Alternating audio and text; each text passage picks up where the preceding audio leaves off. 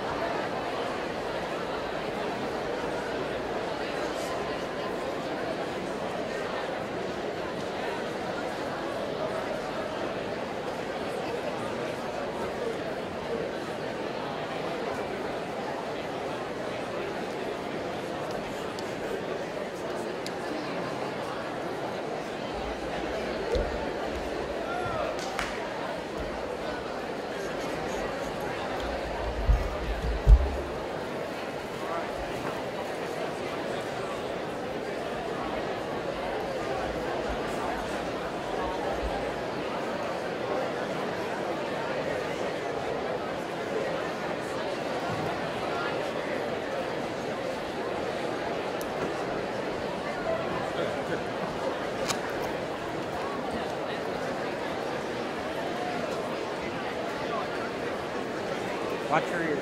All right.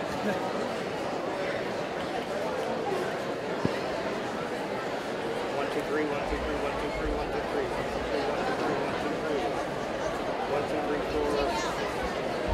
1, 2, 3, 4. 1, 2, 3, 4. 1, 2, 3, 4. 1, 2, 1, 2, 1, 2, 1, 2. No? Hello, hello. I see it coming. Okay, you got me? Yeah, cool. All right. Watch your ears. Shut it off. Yeah.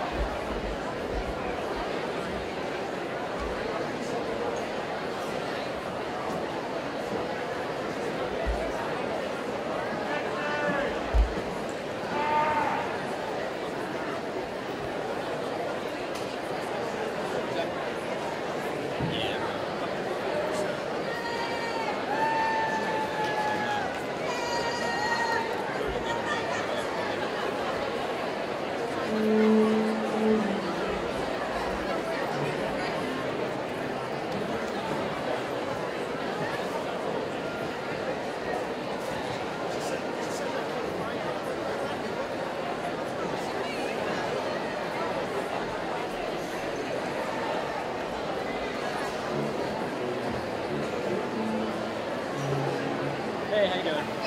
Good. Oh, stay there. That you're so cute.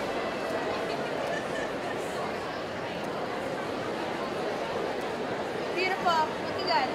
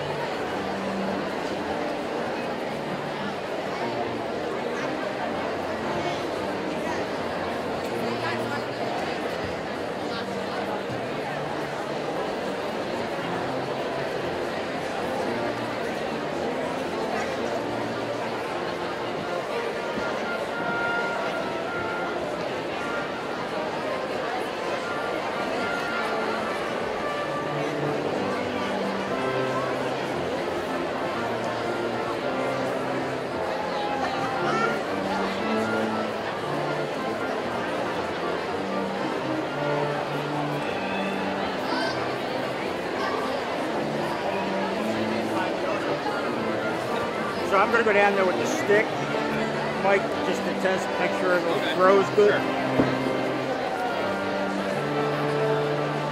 I watched the Only Man trip and fall. Is he okay? Yeah, he's fine.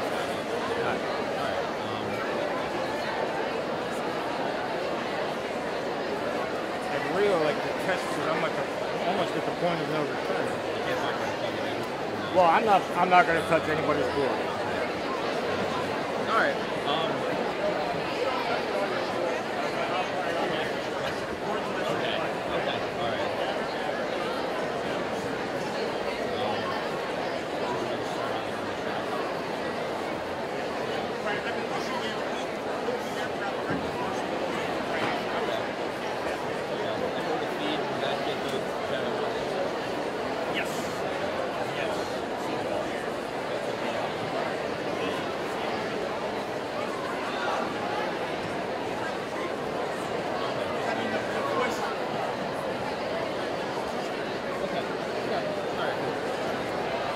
They have an issue with how to tell us.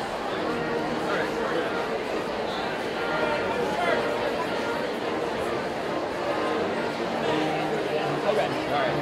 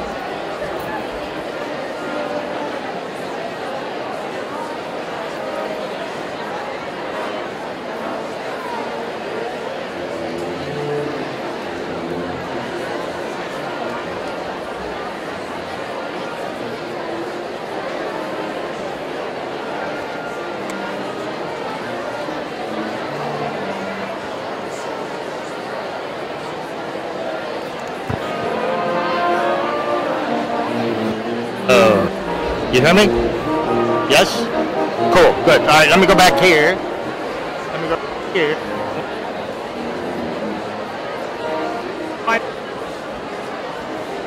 Congratulations. Thank you. Good job. It's amazing. It's incredible, actually. It was by.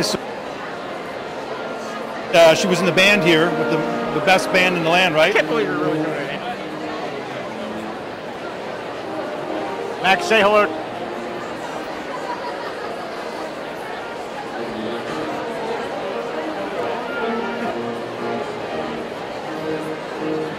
Ready for? Forget it. Nice four on the air.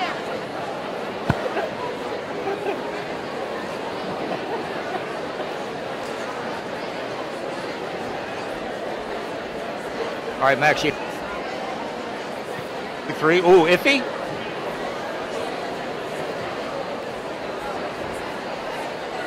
Any? No, yes, no. Cuts in and out. We're up here. Same.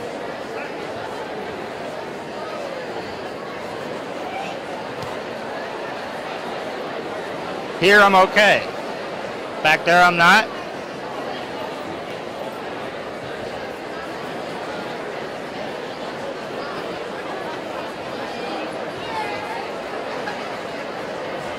How about over here?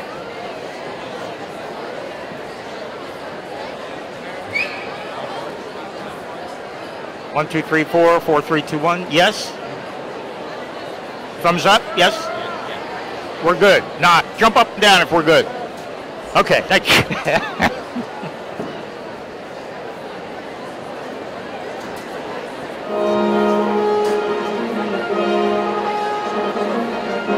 All right, I'm disconnecting this.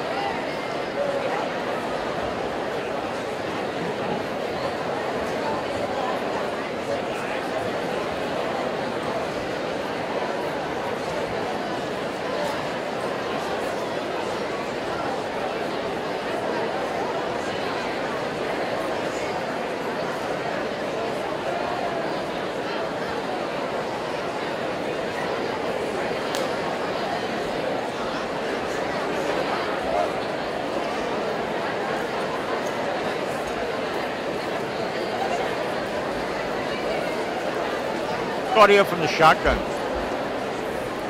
Eh? Okay. All right, I'm hoping this guy shows up soon, so I'm going to disconnect again. You're good? That means you're good, right? Okay, okay.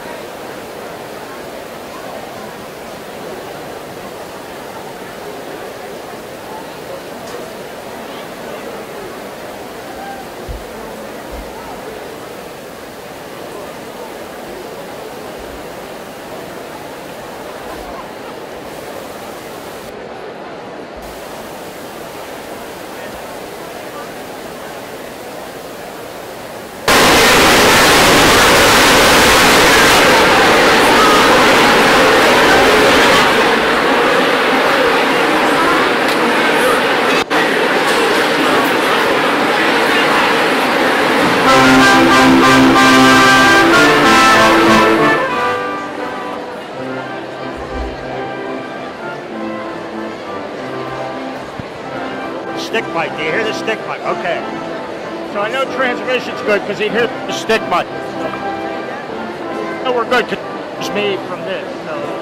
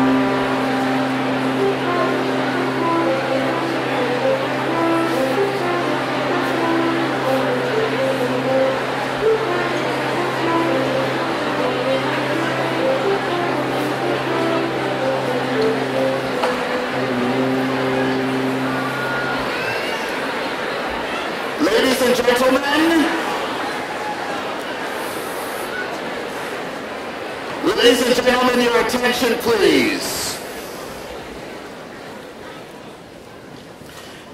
In just a few moments, the ceremonies will begin. In the meanwhile, please take your seats. A few preliminary announcements. Please be certain to remain in your seats during the entire ceremony so as to not block others' views as the cameras we have in place today. We do have photographers available to ensure that photos are taken of you. Graduates, when you cross the stage, please remember to pause for the photographer as you shake hands with Dean Boardman. Everyone, if you could be so kind as to silence your phones and mobile devices, our audience and our graduates will appreciate it. Finally, students, for the last time, please be certain to stand as the faculty arrive. We will begin momentarily. Thank you.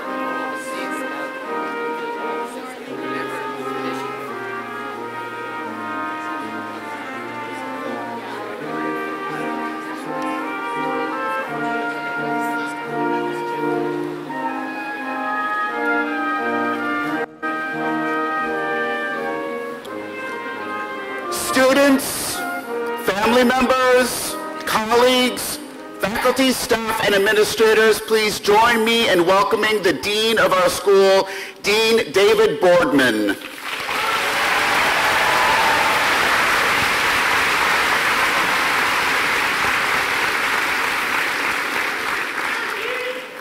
Please be seated.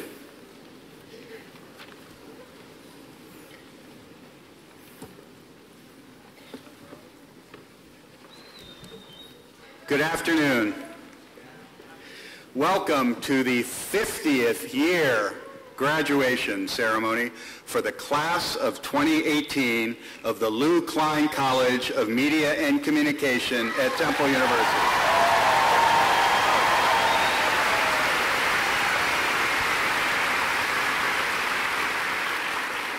This is a truly glorious occasion, one I'm delighted to share with all of you. Today, we honor you, the graduates who have completed the degree requirements for their majors in the Klein College. We also honor the parents, family members, spouses, partners, and friends who helped our students achieve this magnificent milestone. So before we celebrate the graduates, I will ask the graduates to applaud and thank the people who helped get them here.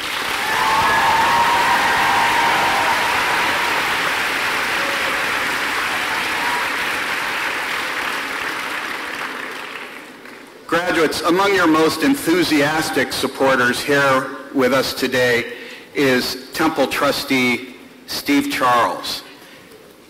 Steve?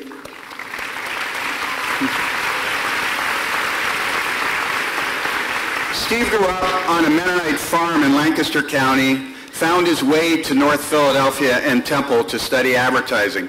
He went on to found a successful business in information technology and has been a great supporter of both the Klein College and of Temple. Many of you have benefited from Steve's generosity as he's funded a string of student scholarships in our school. 2 years ago, a gift from Steve allowed us to create our first endowed faculty chair. And looking forward, a whole new generation of Temple students will know the Charles name. Steve recently made a gift of $10 million for our new library, which will be named for him.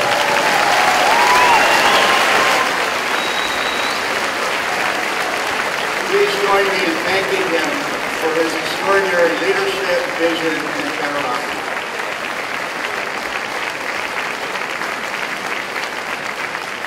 I also want to thank the other very important people, capital VIP, without whose dedication we would not be celebrating here today, the world-class faculty and staff of the Klein College, some of whom are on the stage with me here today and some are seated to my right. This includes not only our faculty members, but our department office managers, advisors, the offices of Global Opportunities, Career Services, the Dean's Office, and many others. Please join me in saluting and thanking them.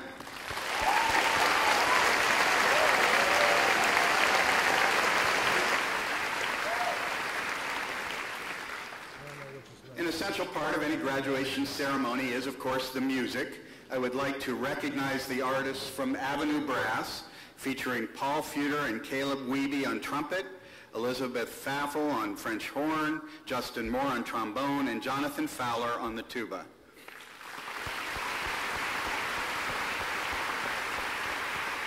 Also, thank you to today's sign language interpreters, Charity Johnson and Maribel Escarfullery.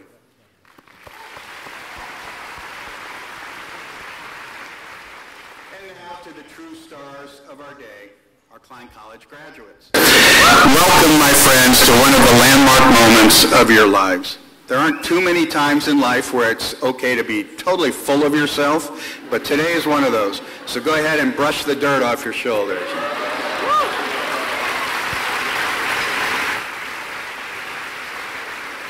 Our graduation ceremony is an event where the speakers tell hundreds of students dressed in identical clothing that the key to success is individuality.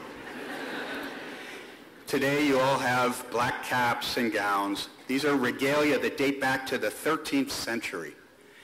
They show that you're among an elite group who have toiled and persevered to achieve an academic degree. degree. Yeah, you're all dressed alike, but you are unique. Each of the 637 of you graduating from our college today.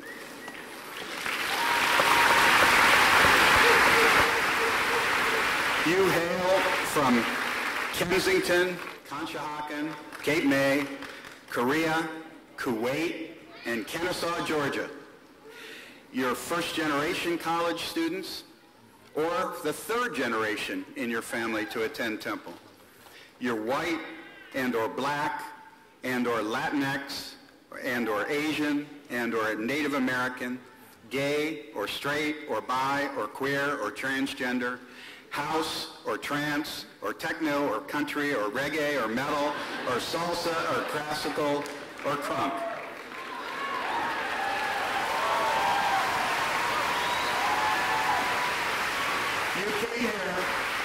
You came to this school with dreams of being a foreign correspondent, an advertising account executive, an anchorwoman, a play-by-play announcer, a music producer, a photographer, an art director, a PR executive, a college professor, a reality TV host who might run for president, or a lawyer who might investigate him,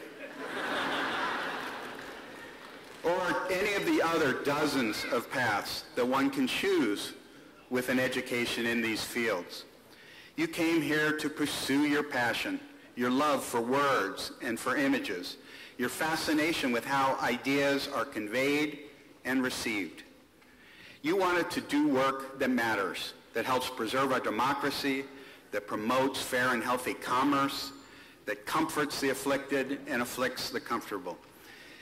You were undeterred by all of this concern and worry about the disruption of the media business, knowing that somebody has to get these jobs that remain. Somebody has to reinvent these communication industries for the 21st century, and it might as well be Temple Owls.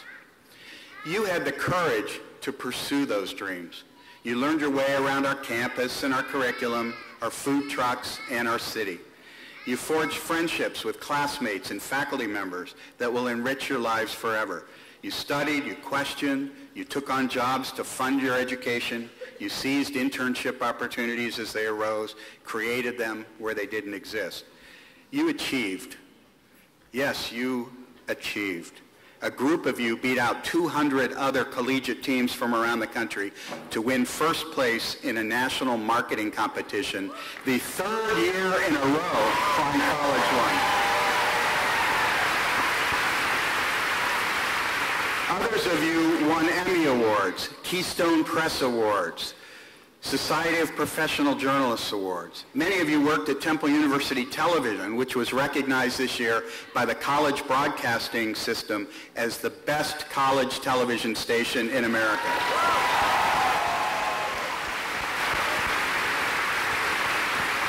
A team of you were recognized for making the best documentary film by the Broadcast Education Association. Some of you presented academic research at competitive conferences around the world, following in the footsteps of Hazim Hardiman, a graduate from last year from this college, who in the fall will go to Oxford University as Temple University's first Rhodes Scholar.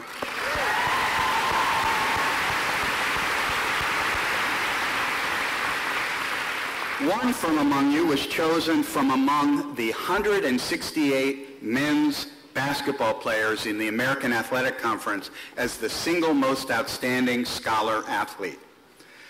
One of you lived in your native Vietnam until you were 17, and after a year at Temple, you saw a pressing need for international students to become better acclimated to our city and our university. So you created it. An online magazine called Freely, enormously popular in its second year of publication.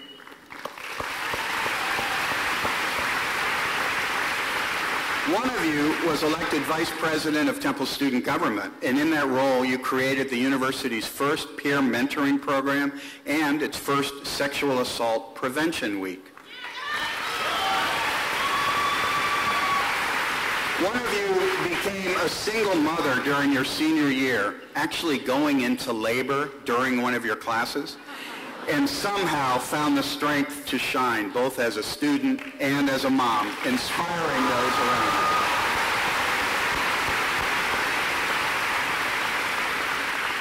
you. One of you started here at Klein after working for 31 years at Graterford Prison. Today, at age 64, you are the oldest graduate celebrating and ready to begin a second career in journalism.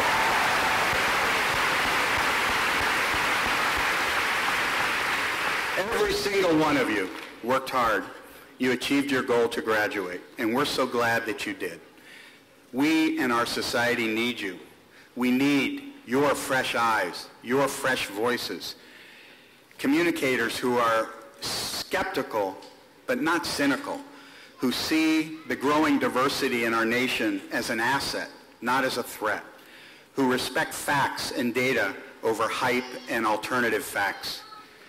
President John F. Kennedy said the goal of education is the advancement of knowledge and the dissemination of truth.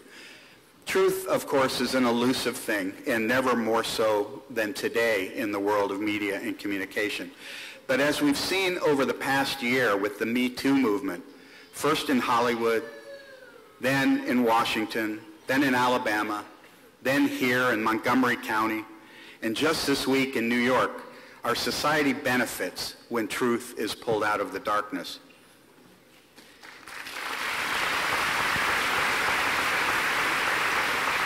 We need communication professionals in journalism, in creative production, in public relations, in advertising, and in the academy who understand that political and cultural issues are best explained not as black and white, right or wrong, red or blue, but in shades of gray, who understand that decrying perspectives other than our own, different than our own, as fake news is destructive, not only to legitimate discourse and debate in this country, but for those who are trying to establish openness in regressive, repressive regimes across the globe. You, our new graduates, are our best hope for the future. Take what you've learned here. Make this country and this world a more ambitious, more idealistic, more truth-honoring place. Do it with the same passion that you've demonstrated in these blocks around North Broad Street. And as you do, carry with you these two nuggets of advice from two people who in the past few months have reached the pinnacles of their professions. The first is Nick Foles, the backup quarterback who led the Eagles to their first Super Bowl victory. Did any of you celebrate in February? Just 12 hours after the game of his life, Nick, who had had lots of ups and downs in his career, he was asked about that adversity. And he answered, quote, "I think the big thing is don't be afraid to fail." In our society today with Instagram and Twitter, it's a highlight. It's all the good things. When you look at it, you have a bad day. You think your life isn't as good. You're failing. Failure is a part of life. It's part of building character and growing. He said, "I wouldn't be up here if I hadn't fallen thousands of times." When you look at a struggle in your life, just know that it's an opportunity for your character to grow. Words from Nick Foles. The second piece of advice comes from the first rap musician to win a Pulitzer Prize in music, just last month, Kendrick Lamar. His advice is in the lyrics of one of his songs. It's simple, but it's powerful. Quote, "Live your life. Do it right. Be different. Do different things." Klein College class of 2018, I can't wait to see what you do next, and then next, and then next. Congratulations, Al.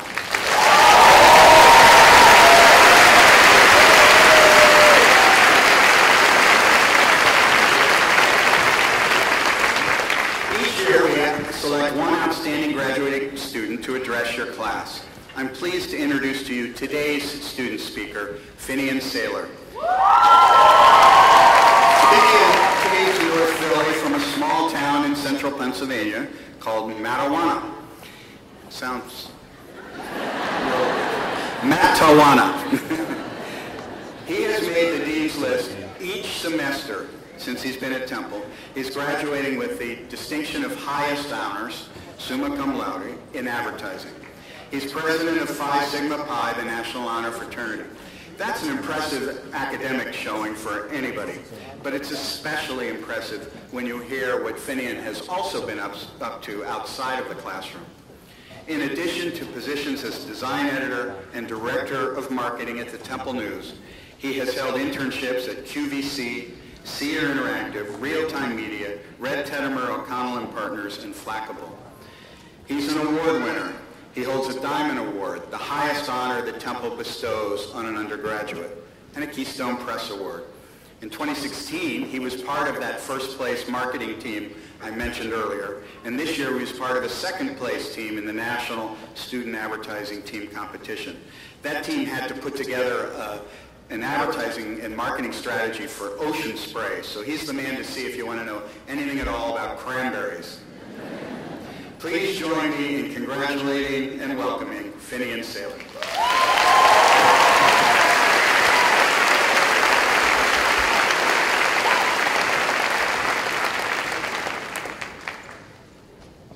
To Dean Boardman, faculty and staff from the Klein College, friends and family, and all those in attendance, good afternoon. But to my friends, the class of 2018, congratulations, we did it.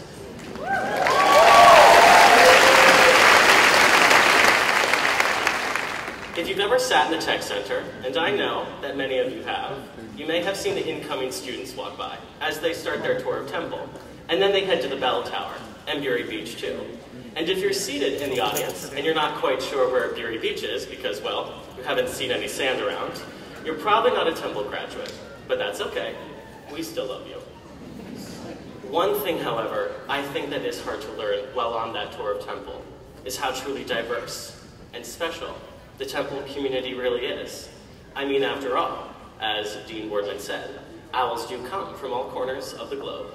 Although not a far corner, I'm from a small farming town in central Pennsylvania. There are 300 people there, some of whom are seated right there.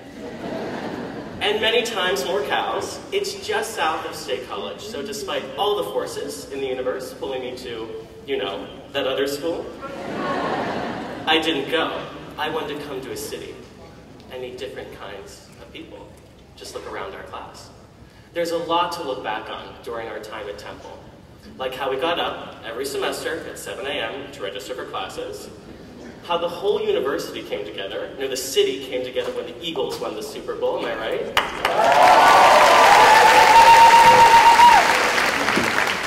Thanks to the Kleins, how our school's name changed, and how everyone in the audience, and I mean everyone, tried to make it on the Temple Snapchat story. I see you. For me, however, all of those memories wouldn't be as meaningful if not for our first night on campus. I distinctly remember our freshman orientation. We got those red drawstring bags. We stayed in the luxury high-rise that is J&H. But for me, however, all of those memories wouldn't be as meaningful if not for that first day. That's when I first came out as gay. I remember crying in the basement of J&H, just trying to sort out how I felt, or how I'd tell my parents. You see, I didn't feel like I could be open in my home community, but the Temple community is far more diverse in race, gender, ethnicity, religion, and so much more. And although those terms do describe us, they don't define us. And that's exactly why many of us came here. On my first night on this campus, I felt comfortable enough to be myself because of all of you.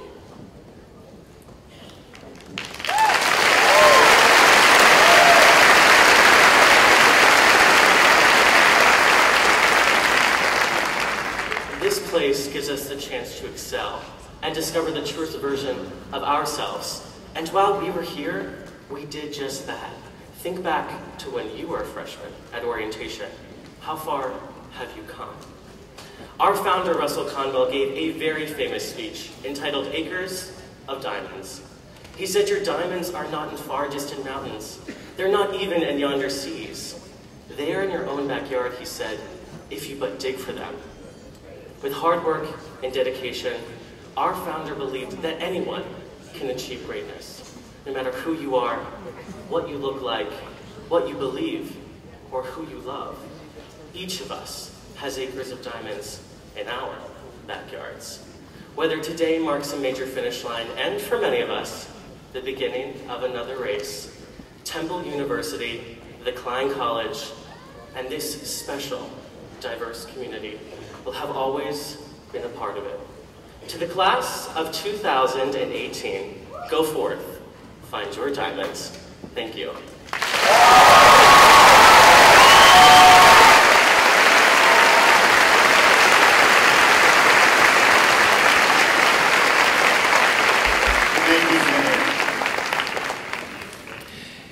It's now my pleasure to introduce today's keynote speaker, Allison Overholt. Allison is Vice President and Editor-in-Chief of ESPN, the magazine, and the founding editor of ESPNW, ESPN's brand for women-driven storytelling. She is the first woman to head a major American sports magazine. And just this year, she added to her overflowing portfolio oversight of long-form journalism at ESPN, as well as the ESPYs, their annual awards show.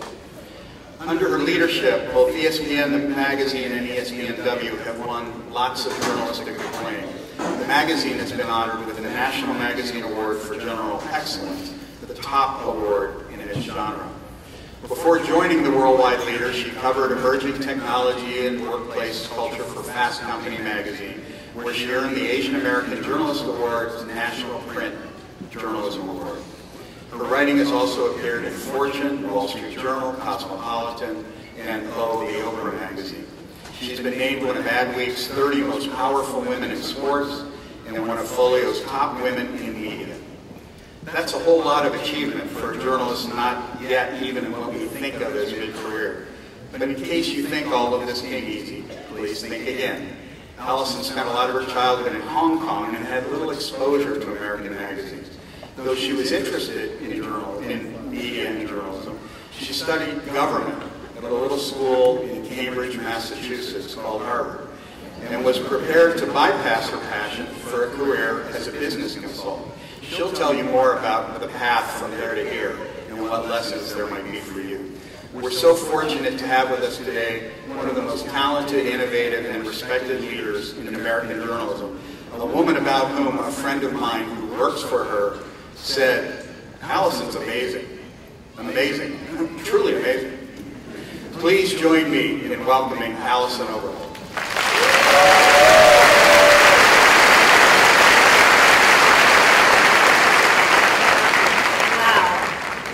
I could always walk into a room with an introduction like that, just makes you feel like $1 million. Good afternoon.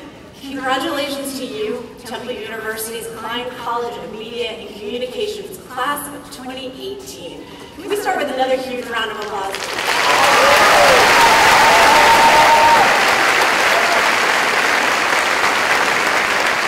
Thank you for having me here today to celebrate with you, to your parents and your families, for helping you get here today to celebrate with each other. And thank you to the faculty and the administration here at Klein College, and especially to your dean, David Boardman, for inviting me to stand up here in front of you and share this special day. It's a tremendous honor. I want to tell you about a teacher in my life who had a very particular impact on me. When I was in middle school, one of our 7th grade social studies teachers had a bulletin board in the back of his classroom with one of those big bubble-lettered signs stapled to it, and it said, "How you understand something depends on your point of reference." That phrase had lines of yarn extending out from it, each connecting it to different articles. And as news events arose, our teacher would curate different collections of stories that were produced by publications from around the world that he'd discuss in class. So this was also the year that I found out there was an international edition of Time and Newsweek magazines, in addition to a US version. When we did research papers back then, long before Google, we used this giant encyclopedia-type book called The Reader's Guide to Periodic Literature. It was a literal index of all the articles written in major magazines and newspapers, organized by subject matter. We'd look there for relevant stories for our papers, but the thing was, it only cataloged American magazines and newspapers. And if you weren't in the United States, and if you got an international edition, you got a different version of the news. I was shocked.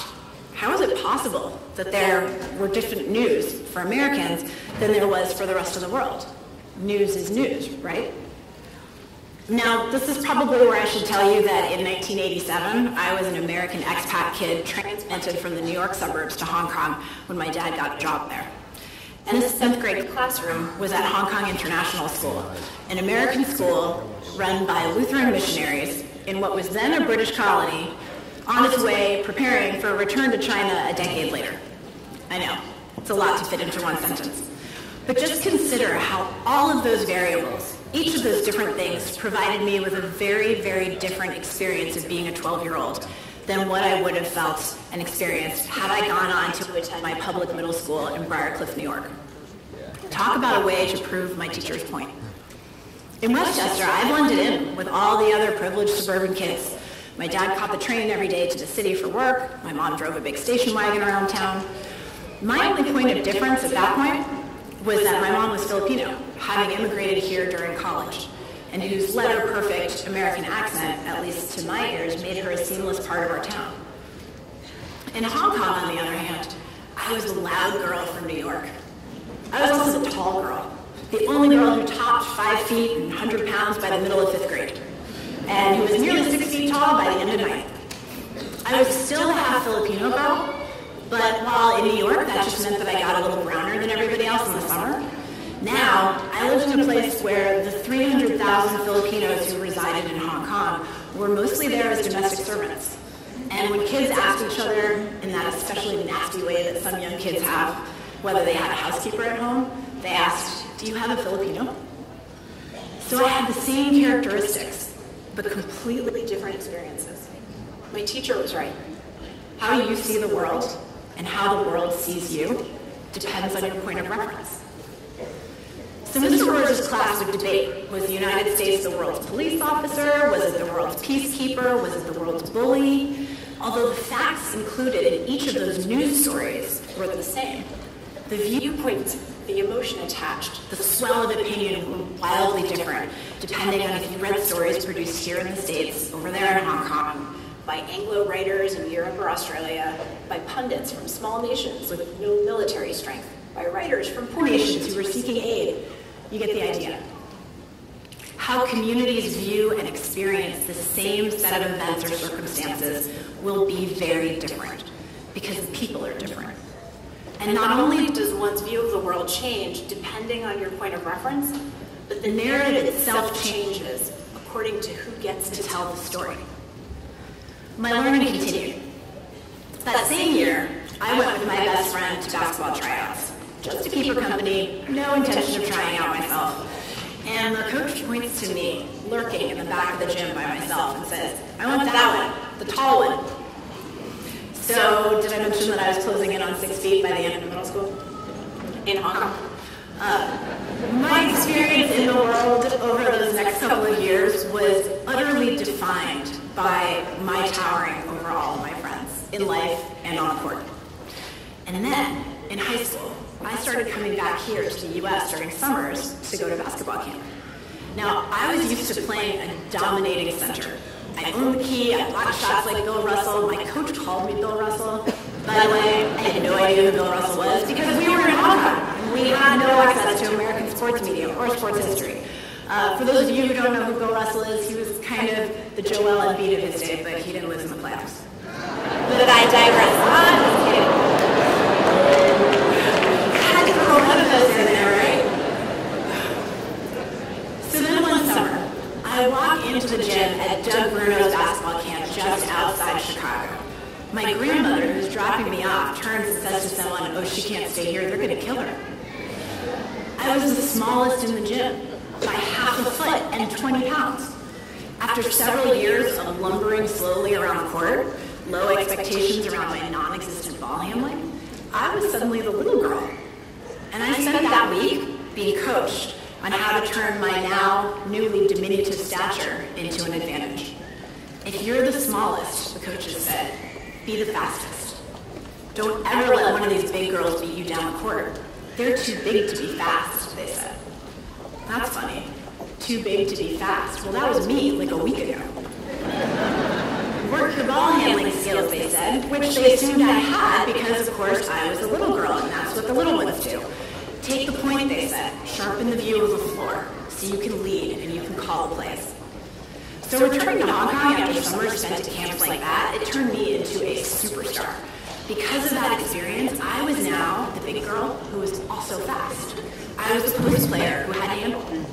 When my point of reference changed, my opportunities to contribute changed also. My purpose in sharing these stories with you today, on the day that you get ready to accept your diplomas and head out into the world, isn't just to take you down a strange, through-the-looking-glass tour of my adolescence. I'm here to share with you what happens when we flip our expectations.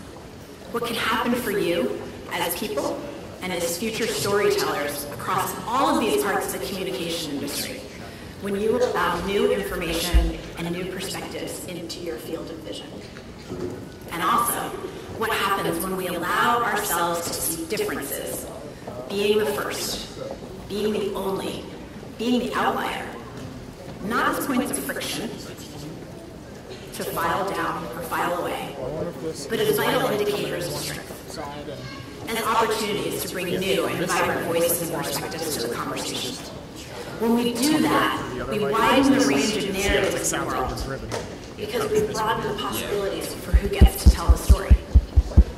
I'm often asked about what it's like to be the first woman to edit a major U.S. sports magazine. I mean, it's great, right? I love my job. It's the best job in the world. But I've only ever been me, and I've only ever been a woman. So at first I wasn't really sure how to answer that question. So then I would think about the questions I used to get when I became editor-in-chief of ESPNW a couple years earlier. People would always ask, what does it mean to have a woman's perspective on sports? What does it matter to have an entity like ESPNW out in the world? Sports are sports, right? Just like in 7th grade, when I used to say, how could there be different versions of the news in this country than there was everywhere else in the world? News is news, right? Or how could I be a different ball player at the end of the season in Hong Kong than I was in Chicago at the end of that same summer's camp? Basketball is basketball. Players are players, right? Is there any kind of like gains? We bring assumptions to everything that we see and do. Big girls aren't fast. Post players don't handle the ball until they are, and until they do. Women don't run sports magazines as the worldwide leader, except now they do.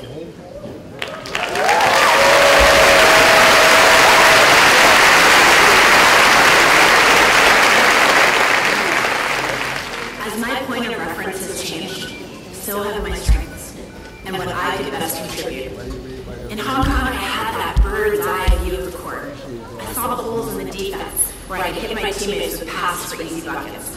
In Chicago, all I saw was a sea of elbows and shoulders, and a whole lot of opportunities, by the way, to steal the ball from lazy hands and make a break for it on my now very speedy legs.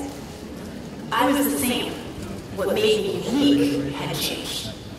My ability to see opportunities in all those elbows was the difference between hitting a brick wall of bodies or breaking through and turning defense into offense. In more recent years, sure, I've experienced being the only woman talking sports in the room. Though I'm happy to say that happens a lot less frequently than it used to, and almost never at ESPN. But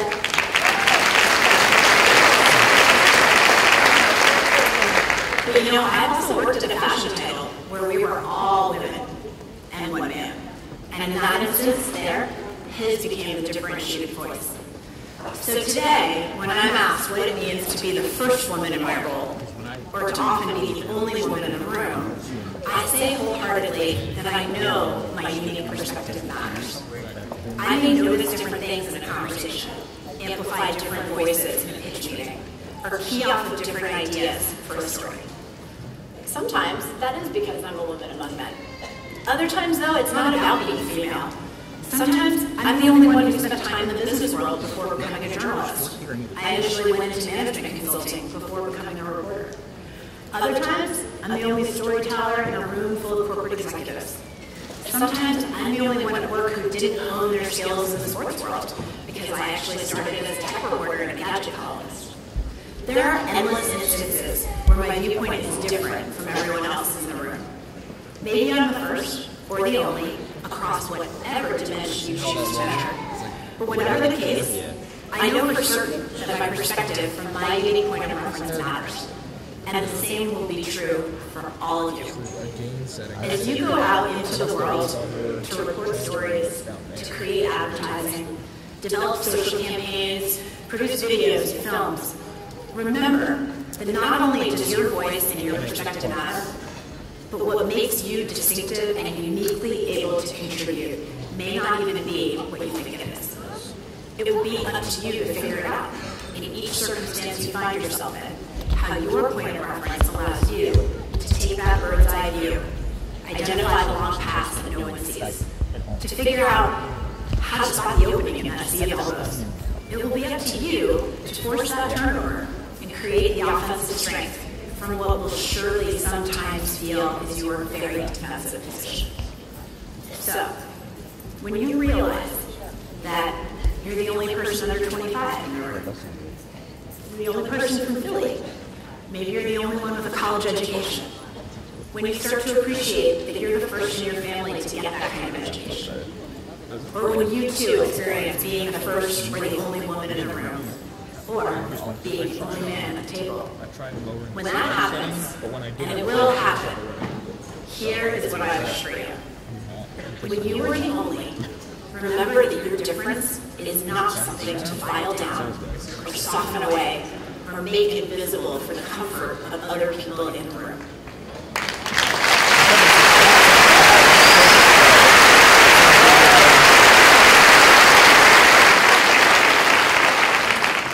Take pride and be confident about the value of your unique perspective. You have a different point of reference, and that makes you valuable. You will see opportunities, find solutions, notice details, and offer ideas that no one else would or could. And when you are the first, when that door cracks open and you make your move through that sliver of daylight, don't stop there. Don't just shimmy through and leave the door cracked or even let it shut behind you. Make sure you do everything in your power to reach back and open it wide. Wider than it was when you came through. Bust it open so wide that even more different people can come along behind you.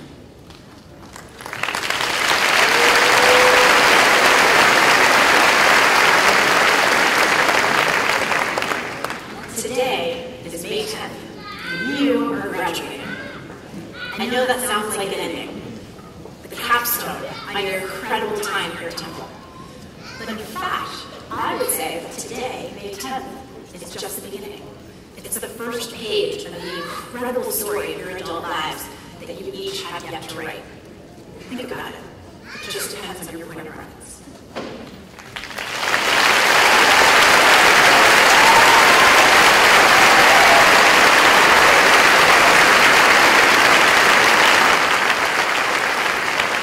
My friend was right, wasn't he? She is amazing.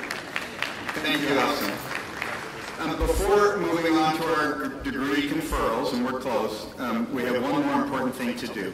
As you all know, last year we changed our name from the School of Media and Communication to the Klein College of Media and Communication in honor of the broadcast pioneer and longtime Temple teacher Lou Klein. You'll be hearing from Lou a little later. In honor of all that Lou had done for our college, we recently established an award we're calling the Klein College Tribute Award. And it's presented to people whose extraordinary contributions of their time, their expertise, their philanthropy have made a profound difference in the life of the college, just as Lou has. This year's recipient of the Klein College Tribute Award is a man whose leadership has truly changed our school, our curriculum, and the field of journalism. Many of the students graduating today know him as one of your most memorable and beloved professors. His name is Dr. Ed Trays.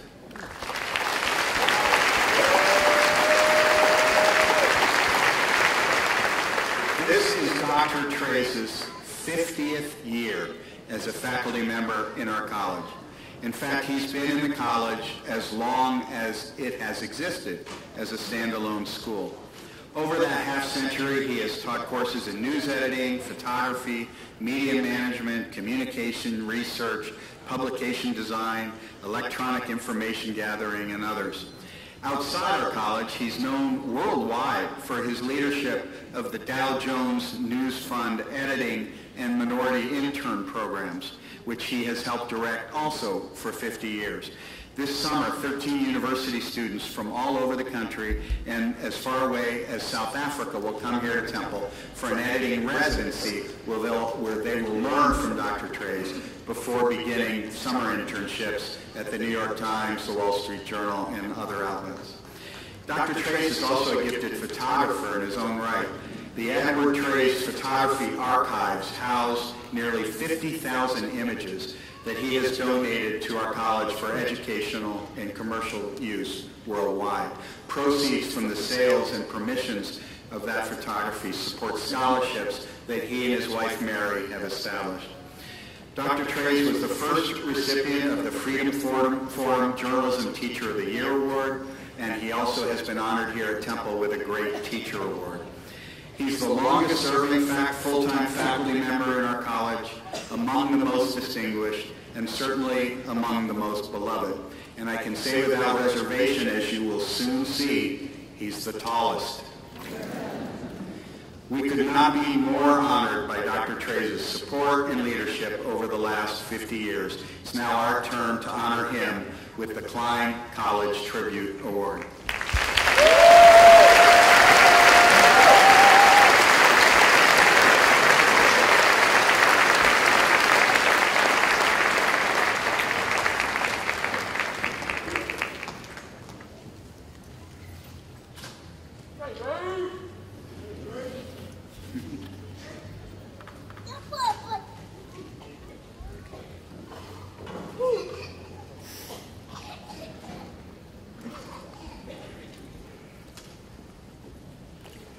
So how's it going so far?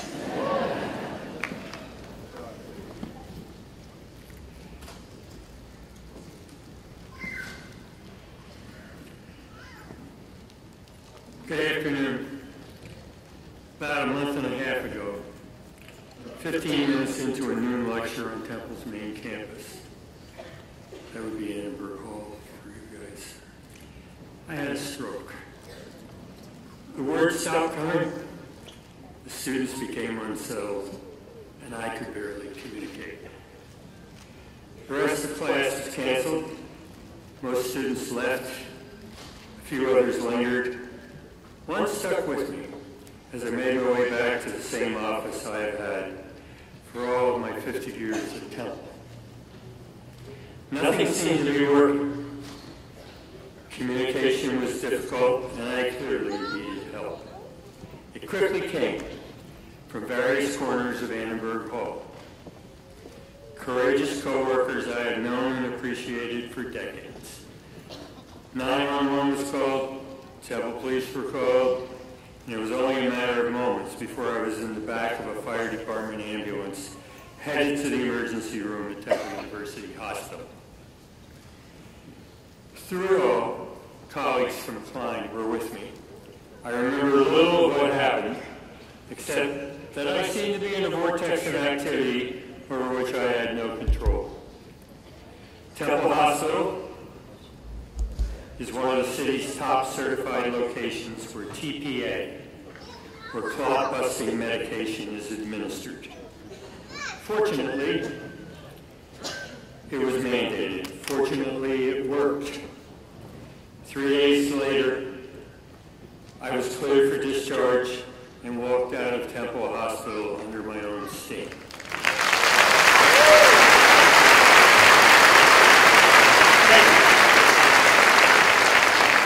On reflection, I was more than just lucky or fortunate to be where I was when the stroke happened.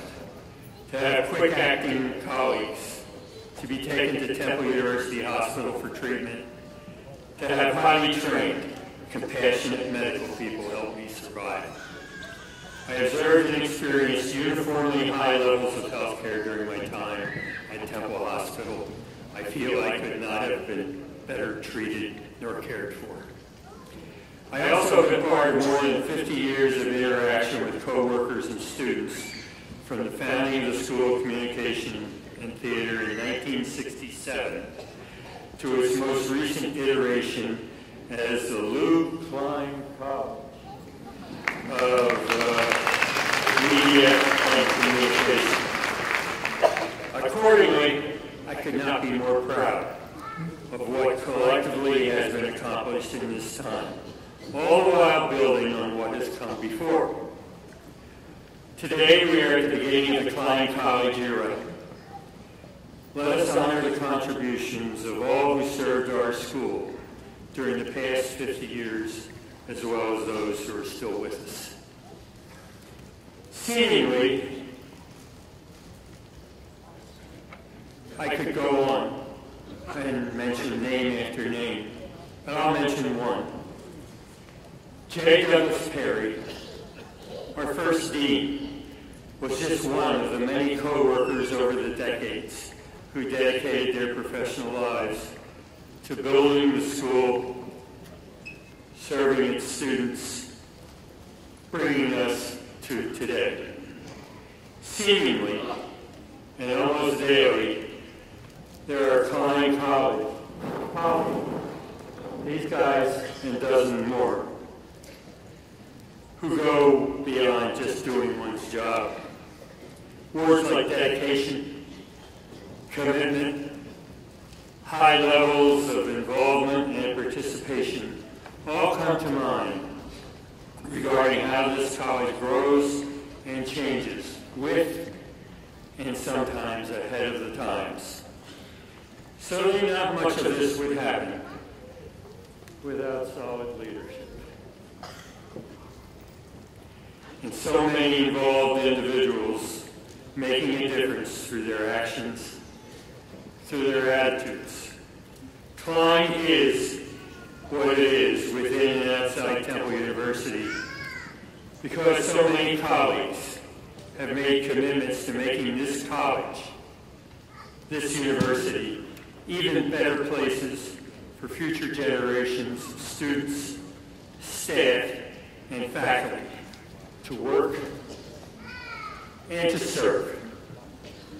Yes, we work together. We support each other, our students, alumni, and the university. All and so much of what we say and what we do. Temple and Klein are proud places for those who come our way, become integral parts of our life and culture, doing all the jobs that need to be done in an effort to move forward as best we can, however we can, individually as well as collectively. To do it well takes courage, commitment, and an attitude of service, of putting others first. This is our mission. This is our goal today and every day. It is embodied in the work ethic of everyone who in some way helps someone else. A student, a colleague, or fellow staff member do his or her job better. This mantra also seeks to assure that no one here today ever forgets where he or she comes from. When opportunities arise, express thanks in terms of Temple University, Klein College, respective departments, other initiatives, individual students, and most certainly alumni. Attitude and gratitude count. It's what owls do. Thank you.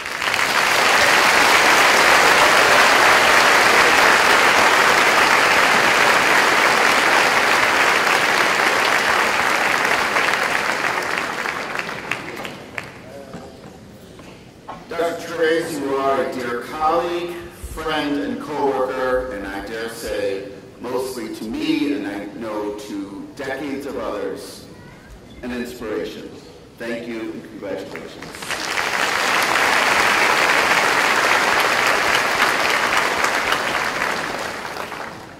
Graduates, you will receive a congratulatory packet as you leave the stage from Dr. Kimberly Geyer, Klein College's Vice Dean for Student Affairs, who, among her many responsibilities, oversees all undergraduate student affairs, including scholarships, academic advising, career services, global opportunities, and enrollment management.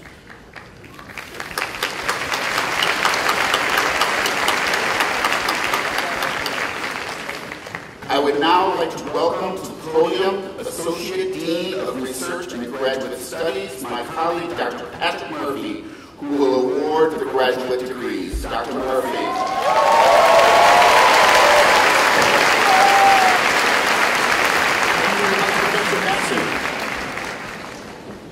The Klein College of Media and Communication offers an interdepartmental PhD degree and 5 master's degrees. Alumni of these graduate programs are among the leaders in research, teaching, and practice in various aspects of media communication across the nation and throughout the world. Today, we are awarding 6 doctoral degrees.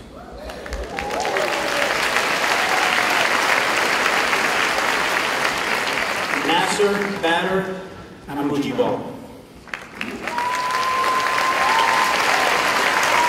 Nasser is being hooded by his advisor, Dr. Nancy Morris. His dissertation is titled, System from Within, Applying the Theory of Communicative Action for Fundamental Policy Changes in Kuwait.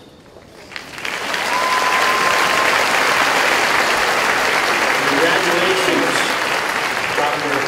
Amujibo.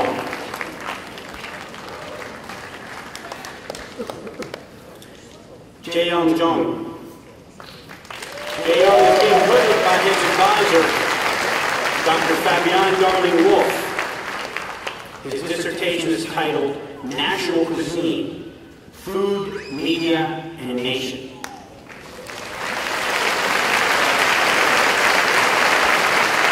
Congratulations, Dr. Jung.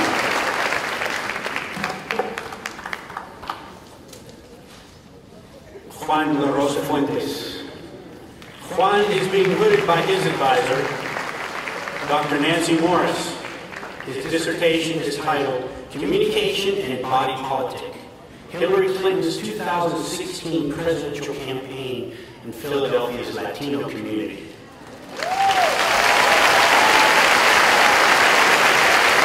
Congratulations, Dr. Fuentes. Hyojung Lee. Hyojung is being hooded by her advisor, also Dr. Nancy Morris. Her dissertation is titled Digital Media in the Korean Diaspora, A Journey of Identity Constructions. Congratulations, Dr. Lee. Emil Gregory Steiner. Emil is being hooded by his advisor, Dr. Carolyn Kish. His dissertation is titled Binge Watching Killed the Idiot Box. The Changing Identities of Viewers and Television in the Post-Industrial Streaming Video Age. Congratulations, Dr. Steiner. Hailin Su. Hailin is being hooded by her advisors, Dr. Fabian Darling-Wolf and Dr. Thomas Jacobson. Her dissertation is titled Korean Wave in the U.S., Global Imagination and the Production of Locality Among Korean Americans in Philadelphia.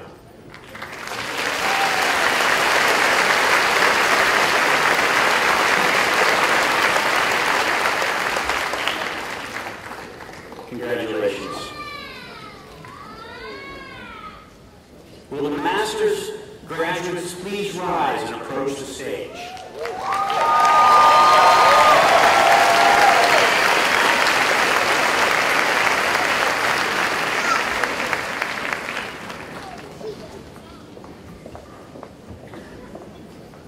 Doctors?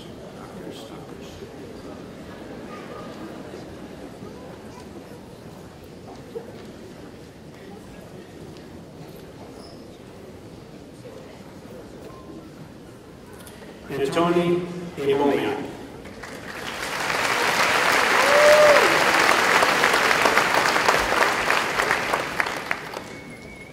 Isia Bay.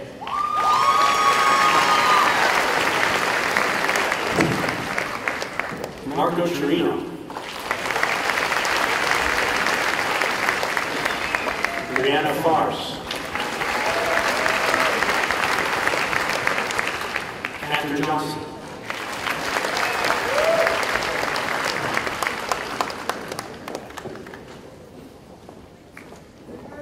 Princess Capcom.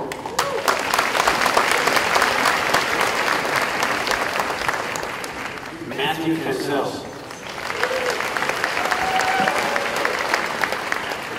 Jisoo Kim.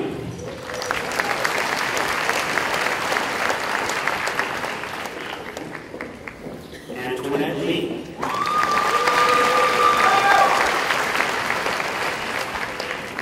Bosun Lee.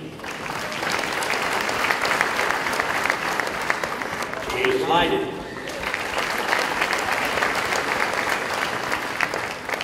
Chuen-Shu Lee.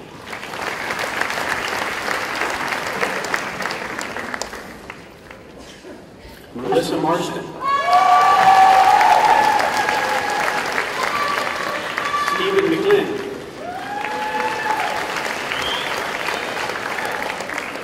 John Robinson.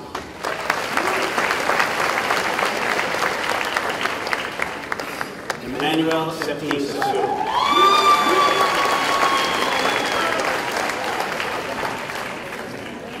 Claudia Fanny Belga.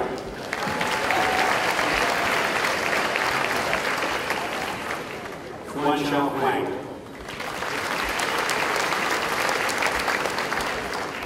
Reagan Wheeler. Imani Wilkins.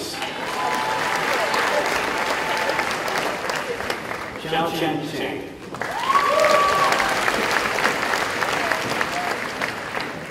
Congratulations, graduates.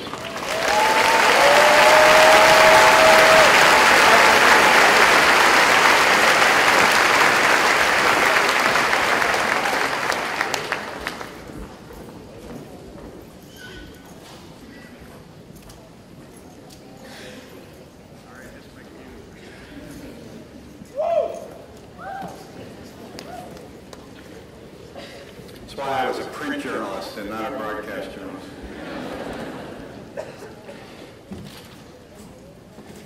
All right, thank you, Dr. Murphy.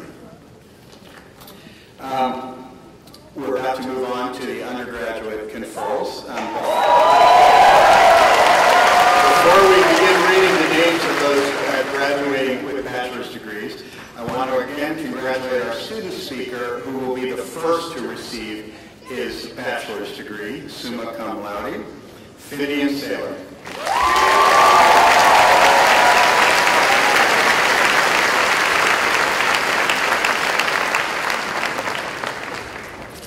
I also want to thank the faculty members who will be announcing today's graduates: Professor Ali Castellini, Dr. Scott Grasson, Professor Peter Jaroff, Professor George Miller, and Dr. Suman Suh.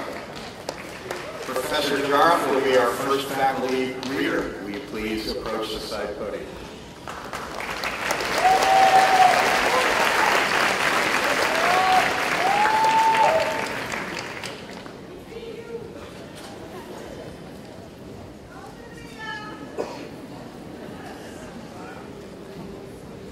Gabrielle Adams.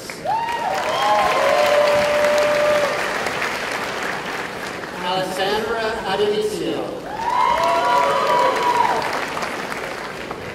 Jalea Ali.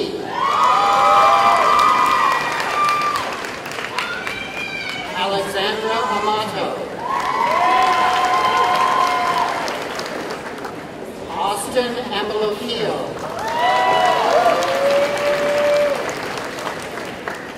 Andrew Angelillo.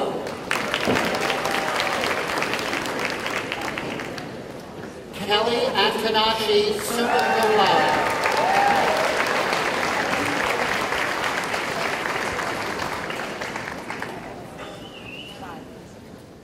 Madeline Archambault, summa cum laude.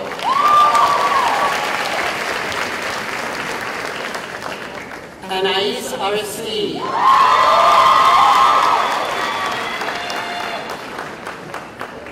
Nicholas Arnott.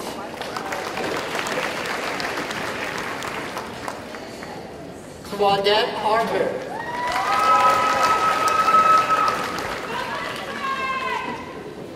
Lonnie Asaf, summa cum laude.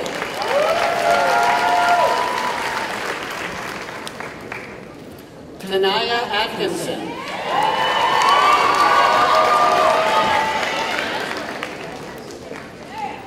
Langwai Ouyang.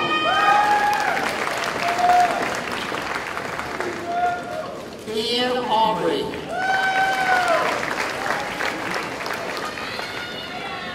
Nicholas Aldiser.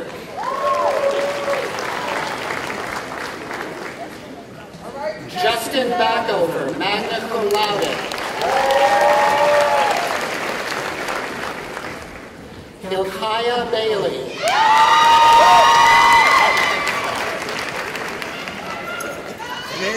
Victoria Bach, cum laude. Dalton Balthaser, summa cum laude. Caitlin Bandish.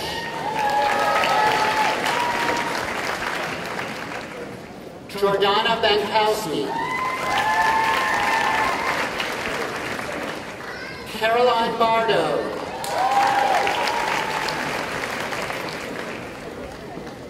Elena Barishnikova, magna cum laude. Emma Baisden. Connor Bean.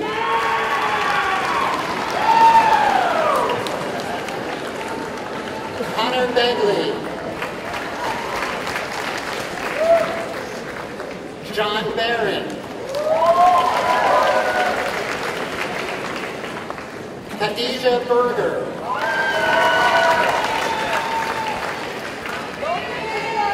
Ian Berman.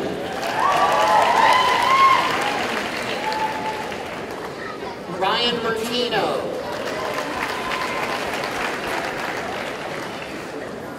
Leonard Basitsky.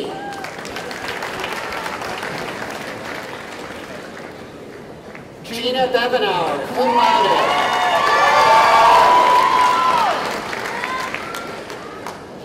Matthew Bebenauer, magna cum laude. Nikki Bianco.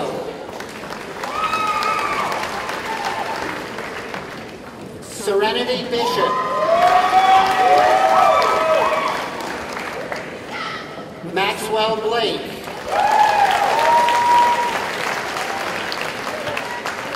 Samantha Blank.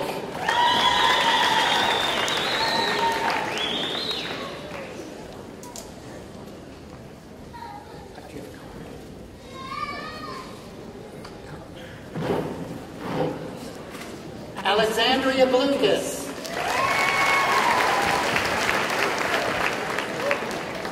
Mackenzie Blue, magna cum laude.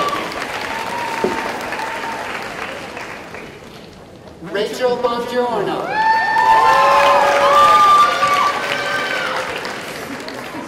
Kayla Boone. Paul Bothwell. Catherine Botino. Zachary Bourgeois. Kelly Lavelle.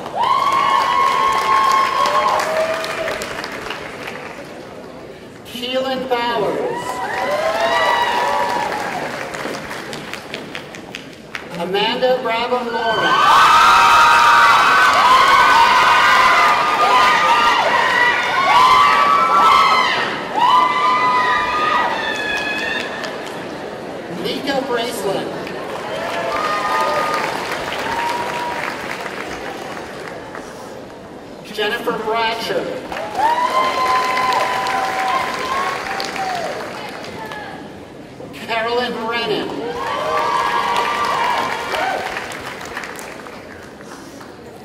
Zachary Brewington.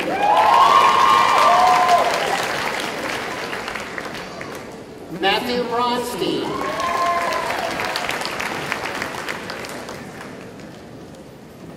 Nadera Brooks.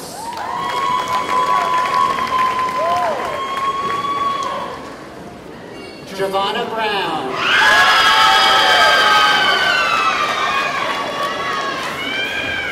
Kamal Brown.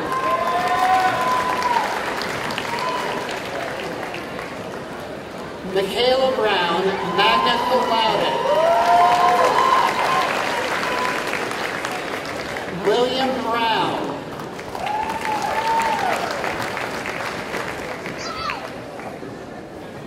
Ventel Bryant.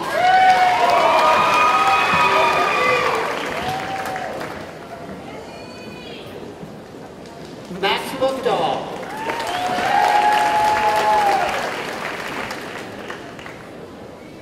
Catherine Bullock.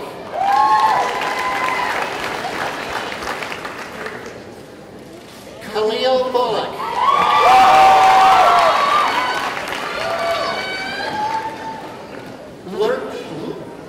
Luke Birdsall.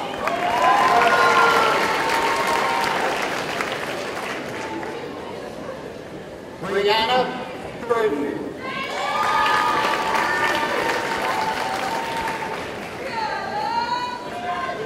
Danielle Burton-Worrell.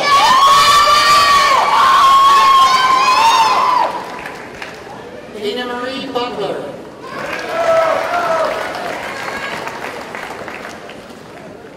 Aaliyah Butts.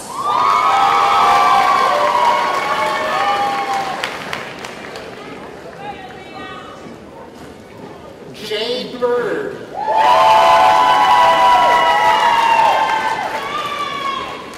Emmanuel Kabaha.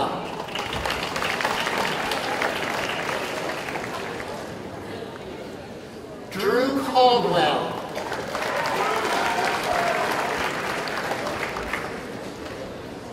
Frank Camerano. Quinlan Campbell.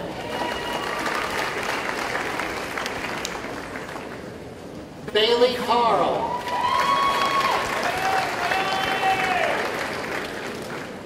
Francis Casado.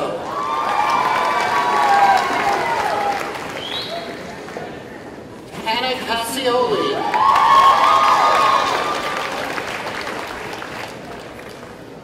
Joseph Cassiano, summa cum laude.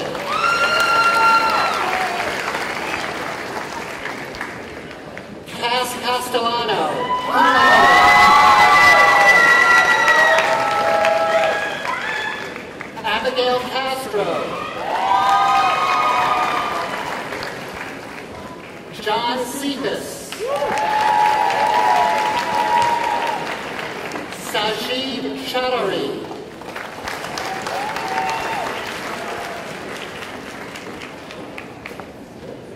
Leonard Chester.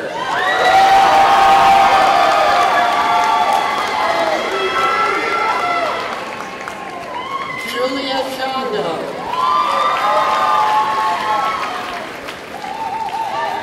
Christine Shin.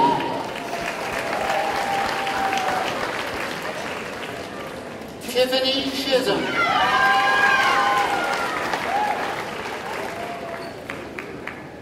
Jenny Choi, magna cum laude. Melissa Cipolla.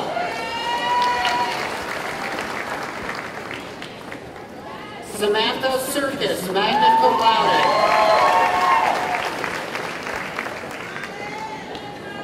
Cody Clarehouse.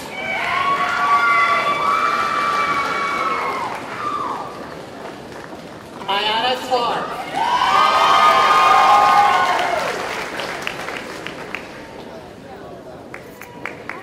Alyssa Claudio.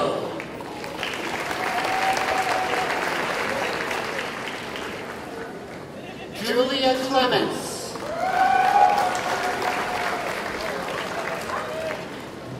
Robert Cochran.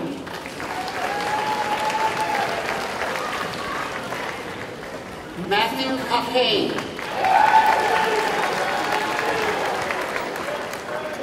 Sean Coleman.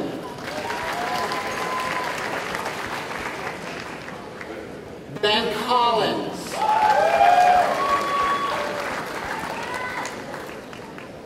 Nicholas Colonna.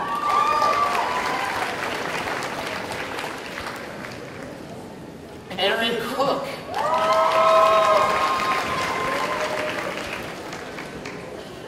Casey Cook.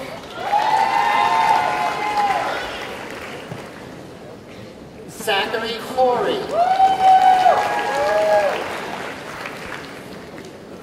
Juanita Cortez Otalora. Alex Cove.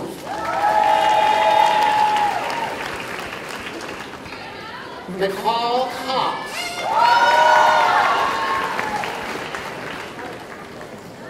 Imani Crawford.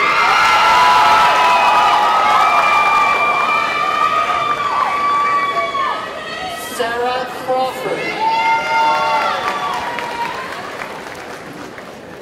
Elizabeth Crawley.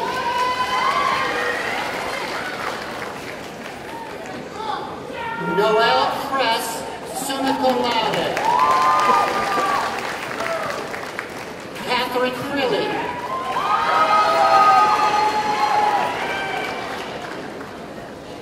Jose Cruz.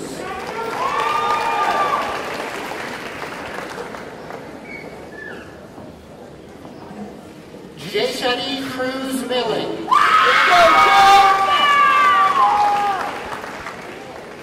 Redmond Compston.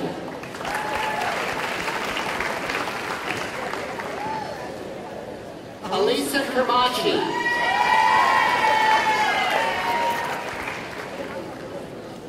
David Curran. I'd now like to introduce our next reader, my esteemed colleague, Dr. Scott Carasson.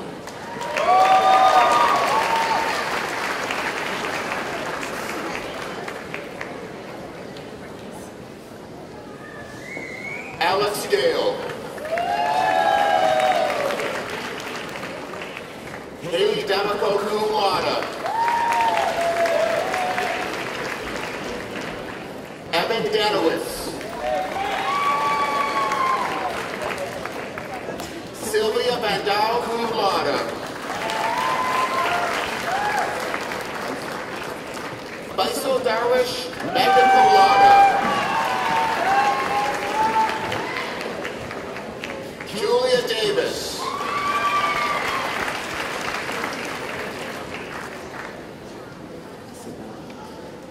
Sydney Davis.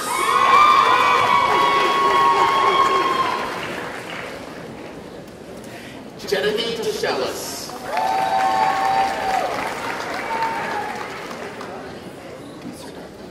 Zachary Deese.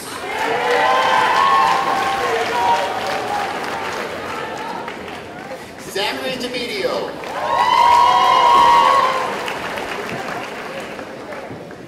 Matthew Dennis.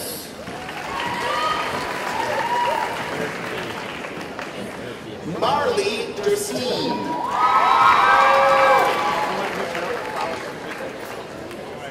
Nicole DeSanto. Tyler DeVici, magna cum laude.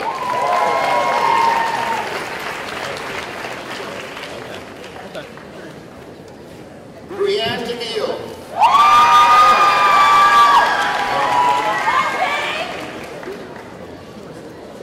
Samantha DeJosie cum laude.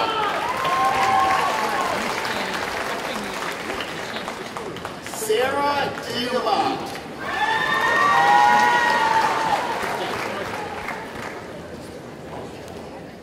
Gina Piscali.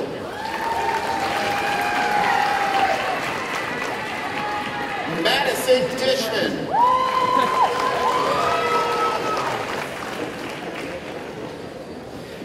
Megan DeBetti, summa cum laude. Michael Dogby.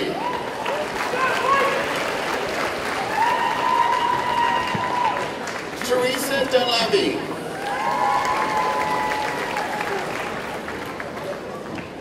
Cindy Dorner.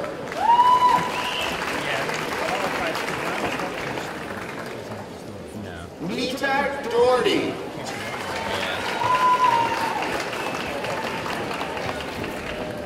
Allison Dubin, magna cum laude.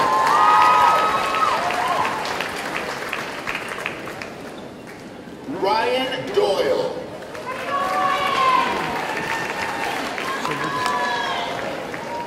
Amy Dreisbach, summa cum laude.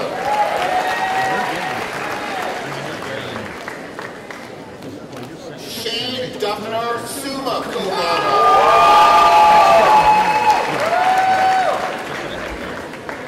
Tara Dundon.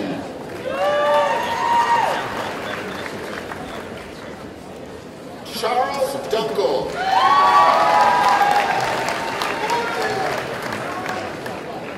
Evan Durant.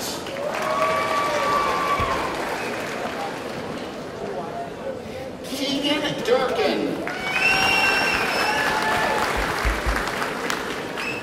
Joseph Edgar cum laude.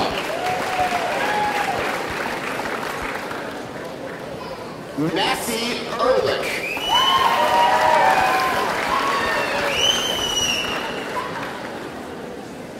Kenny Elliott.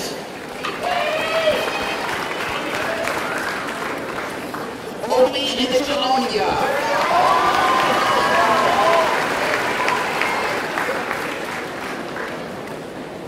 Umeria Estes.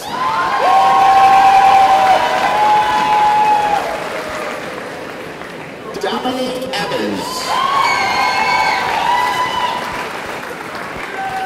Sabina Evans. Kevin Ewell. Francesca Fagan cum laude.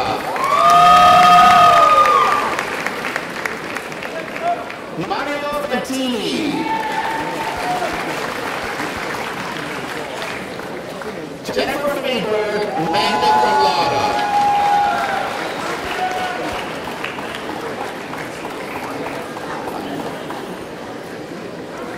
David Feinberg.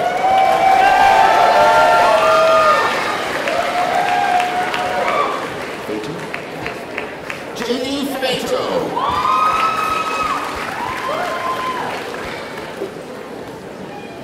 Alyssa Fensinger.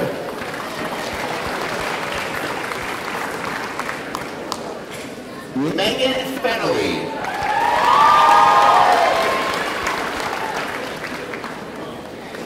Jason Ferrara.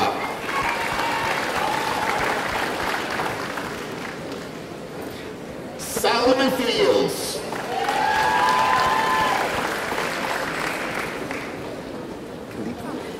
Kalita Finger.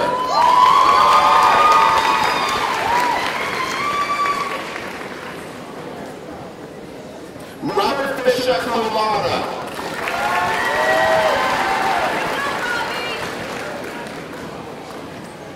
Marlo Brooks.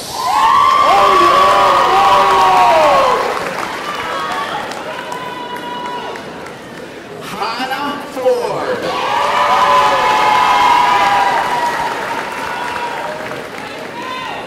Daniel Fitzpatrick.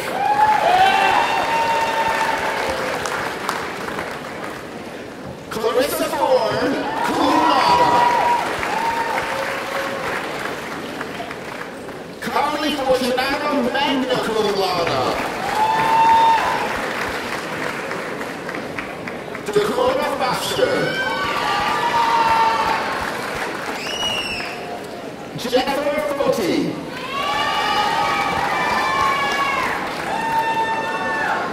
Savannah Frenzon. Kylie Frazier.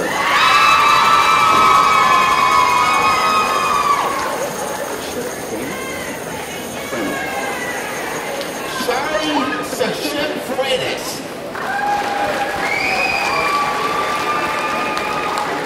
Devin Fula Lazzulo.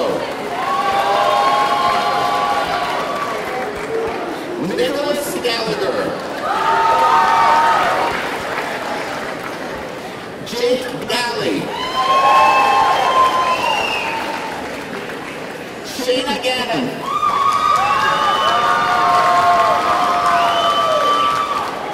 Zishi Gao. Anastasia Garraway. Catherine Garrison. Daniel Garton. Kira Gessler.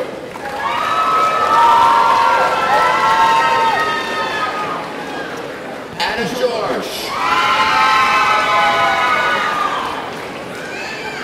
William George.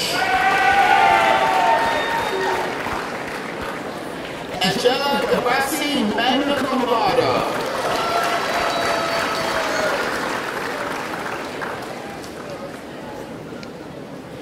Stefano Giacomara. Jake Gibbons. Kevin Giggler. Jonathan Gilbert.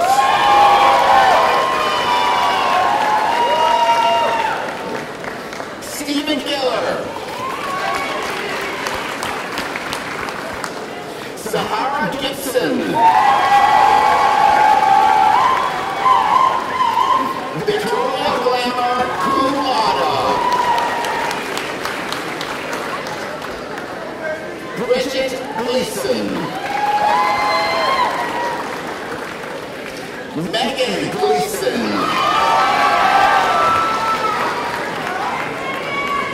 Paige Glenn.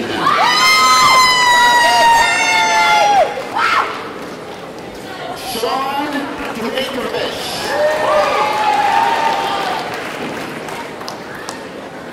Margarita Goldman. Kelly Goldberg. Jerry Gomez. Jeremy Good.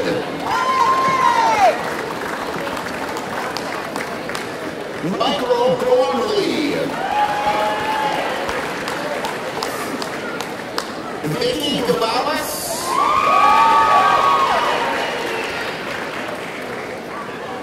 Brandon Grant.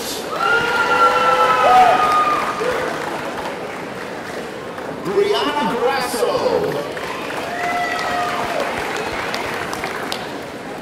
Nicole Graves.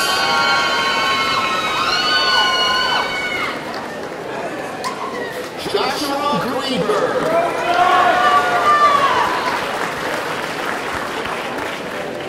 Anna Grillo.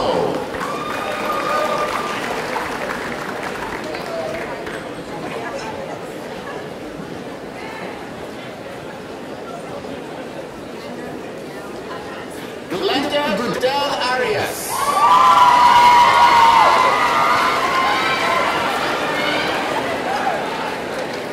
It is my pleasure to introduce our next speaker and reader, my colleague Alec Castellini.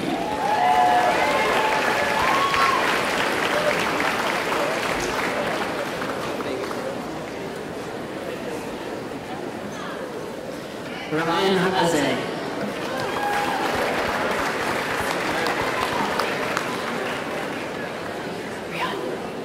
Rian Hai.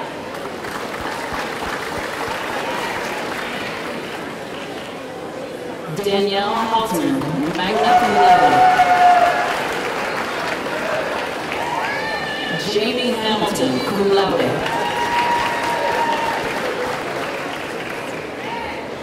Thomas Hansley.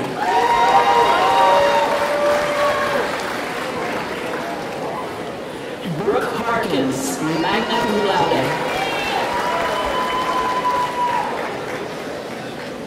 Melissa Harrington.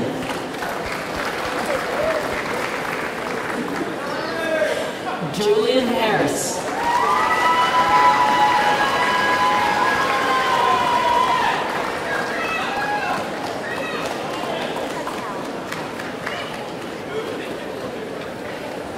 Rebecca Hatala.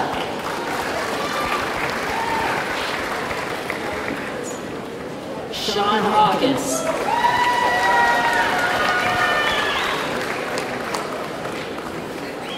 Tafari Haynes.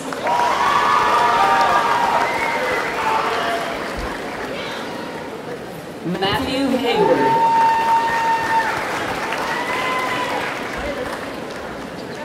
Evan Hearn.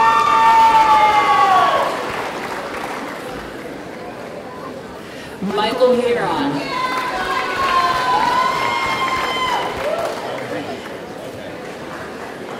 Tajane Henson.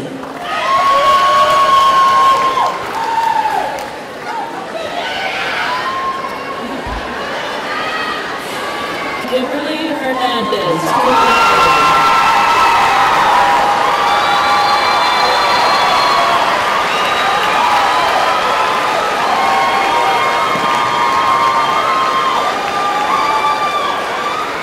Michelle Hernandez.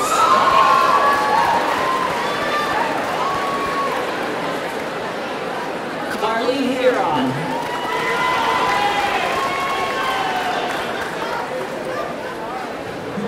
Alexandra Hickman.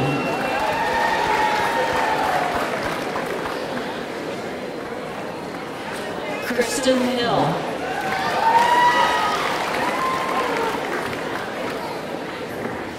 Megan Hill.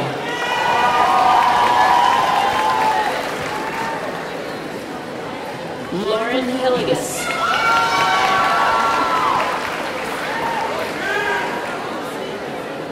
Sierra Holland, summa cum laude. Nija Hood.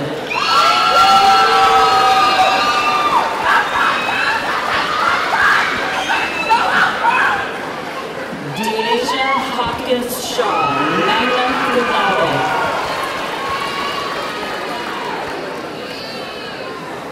Sasha Horn.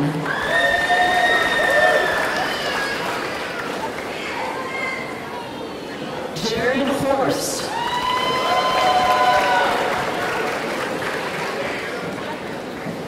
Caitlin Huff, magna cum laude. Caitlin Houlihan.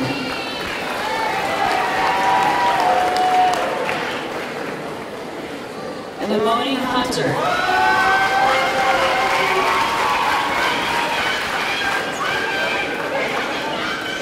Chance Hinshaw.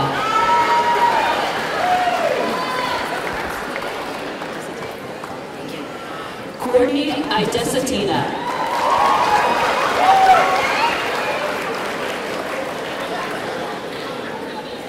Thomas Ignudo.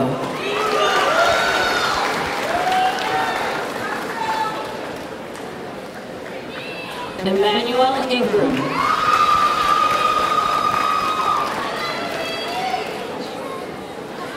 Bridget Ipkovich, magna cum laude.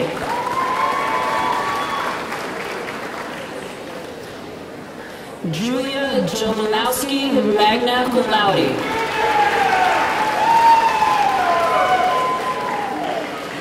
Taylor Jackson, magna cum laude.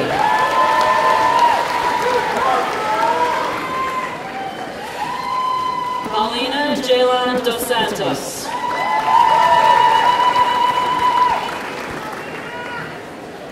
Alexandra James.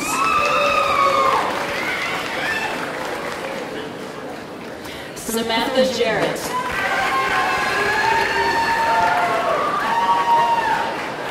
Ashika Janella cum laude.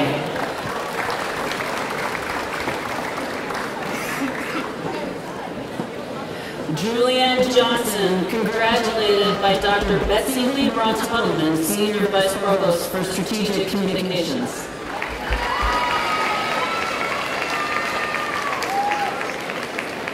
Whitney Johnson.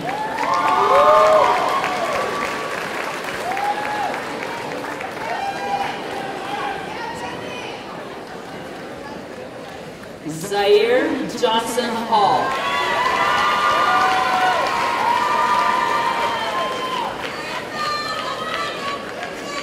Maya Jones.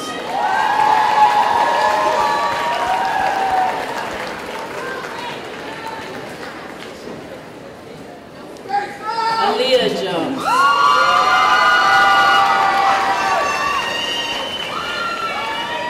Austin Jones.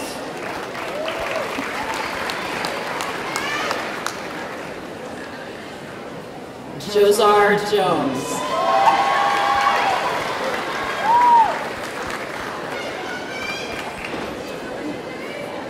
Nobody saw that.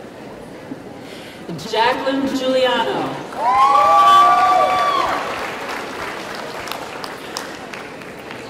Thank you. Sarah Calatino, cum laude.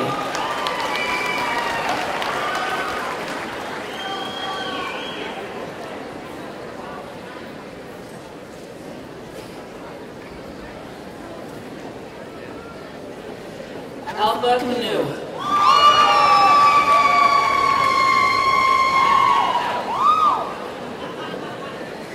Charles Keating.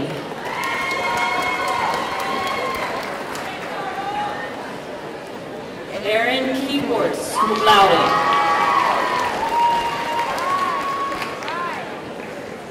Olivia Kelly.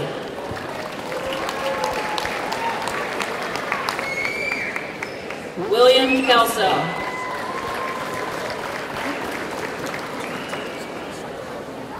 Jennifer Kerrigan.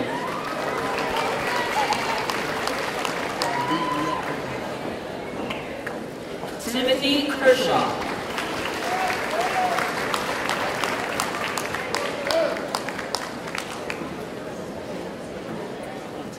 Sarah Clemency.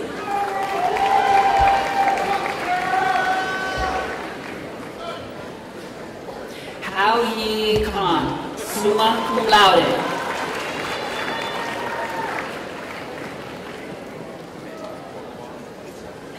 And Emmanuel Kolawala.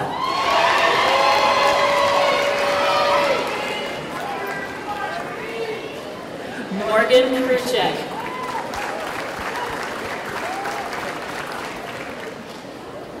Ashley Kucera.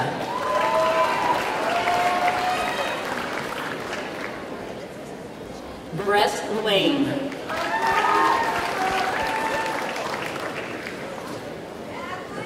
Sasha Lassicow, magna cum laude. Alyssa Lothberg.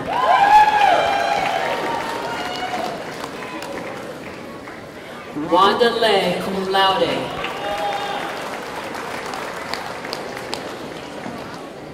Justin Leggett.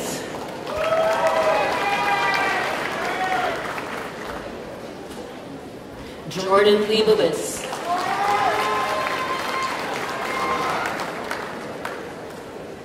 Amy Lely, magna cum laude.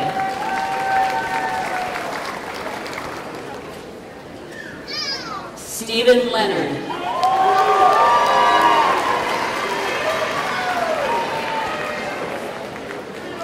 Taylor Leonardo, summa cum laude.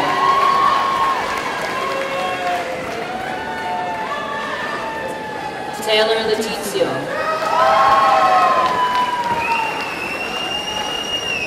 Christina Liu, cum laude.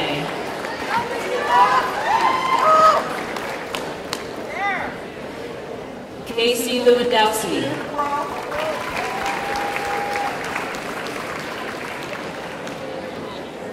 Kayla Kulambani.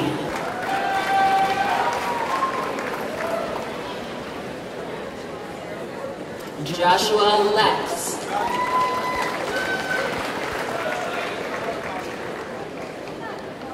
Russell Lilly.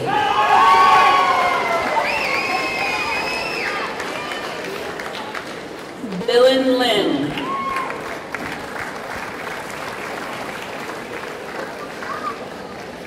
Valerie Linaberry.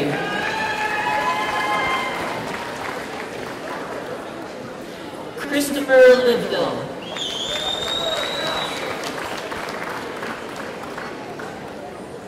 Adrian Lloyd.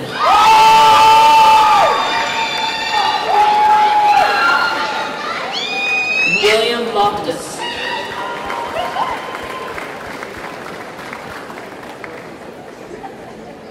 Jenna Logan, magna cum laude. Alex Long.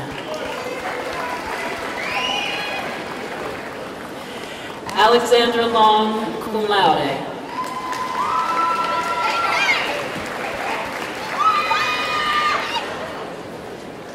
Kristen Lopez, magna cum laude.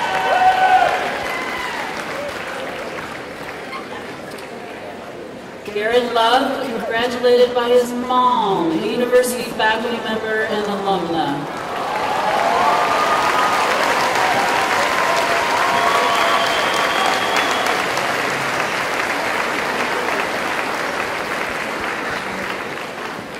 Marcel Blue.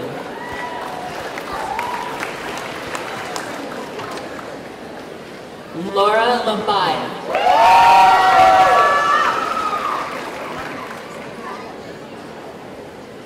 Christopher Lumsden.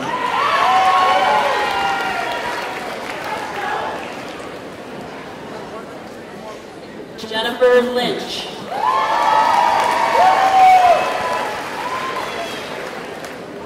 Rachel Lyons.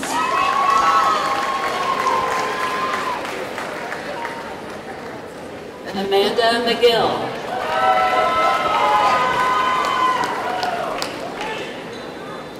Delaney Malloy.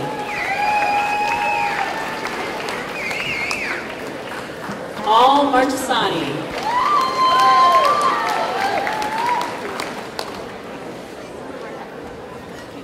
Erin Marhefka.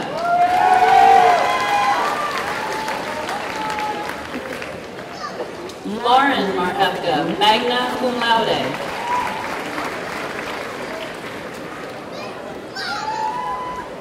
Michaela Mariman.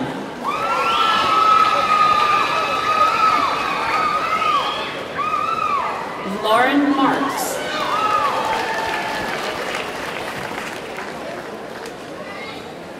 Helene Marte, summa cum laude.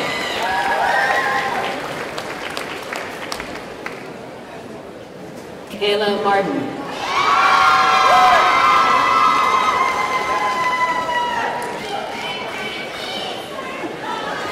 Demetrius Mason.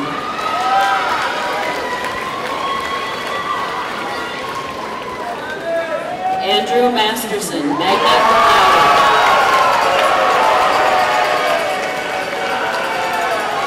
Daryl Matthews.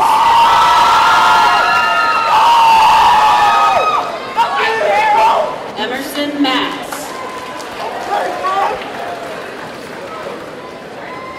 Fiona McKinney, cum laude. Nolan McCarthy.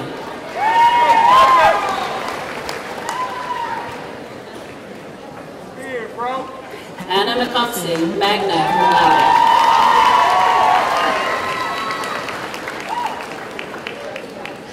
Owen McHugh, magna cum laude.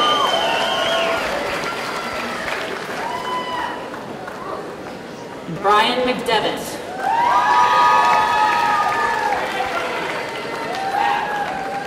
Brittany McFarland. Reese McGovern.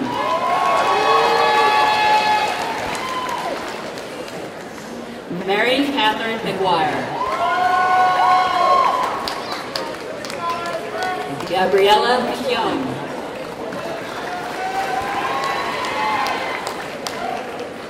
Ayana McMillan.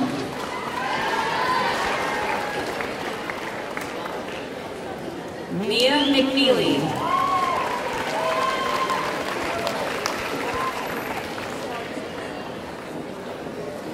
Jamie McNulty.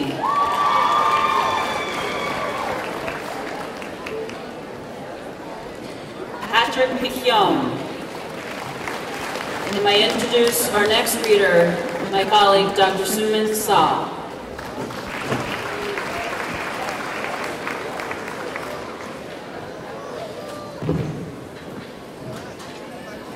George Means, summa cum laude.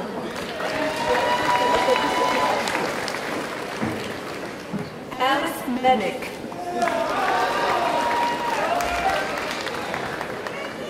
Monica Lennon.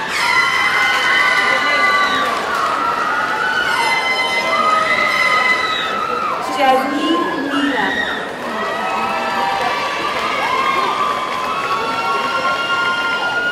Jonathan Mendes. Nicholas Nene.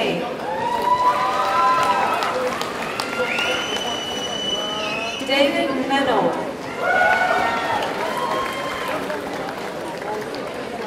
Gina Messick, cum laude.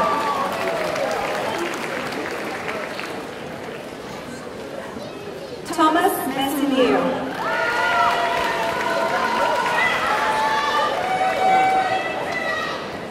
William Mediger.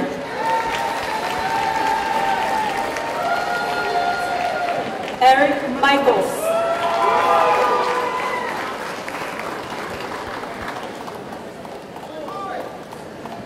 Nicole Milsey, cum laude.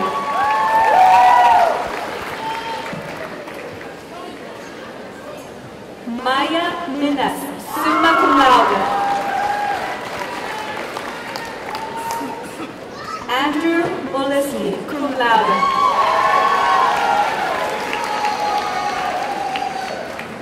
Jaya Montaigne.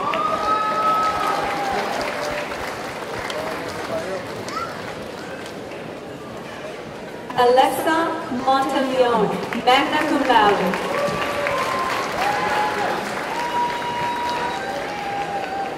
Abigail Moore, summa cum laude.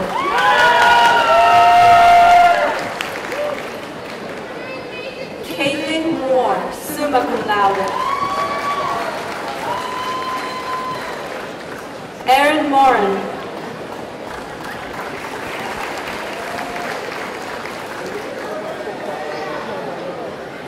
Aaron Moskowitz.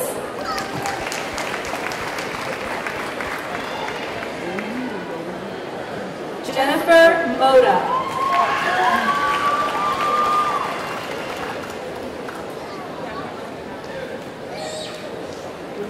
Karin Muradu.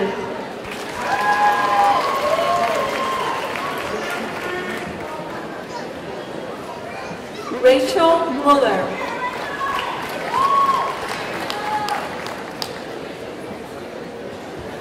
Melissa Mulholland, cum laude.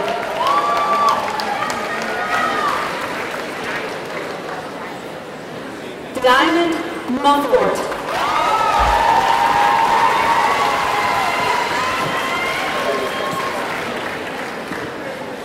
Laurent Bukasa Mudella.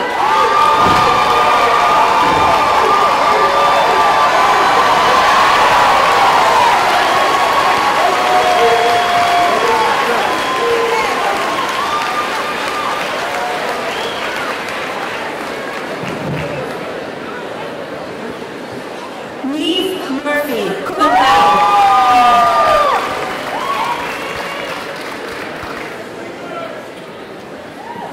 Leah Murray.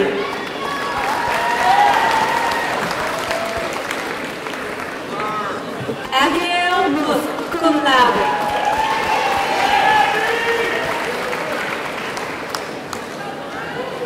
Victoria Navalinsky, cum laude.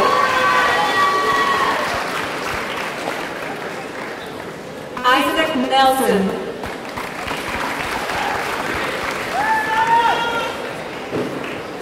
Summer Nelson.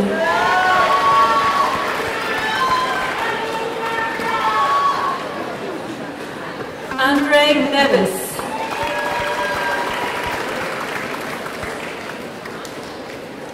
Richard Newell.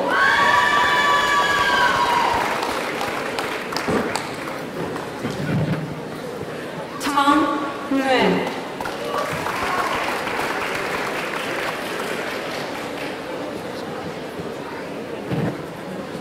Susan Nyakundi.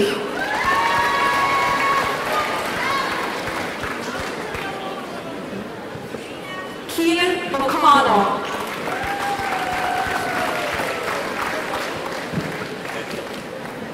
Morgan O'Donnell, cum laude.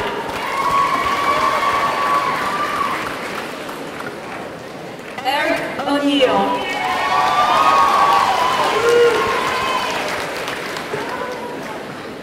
Jesse O'Neill.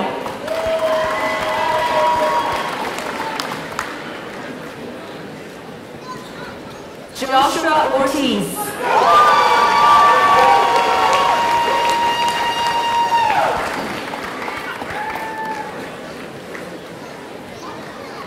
Natalie Osei.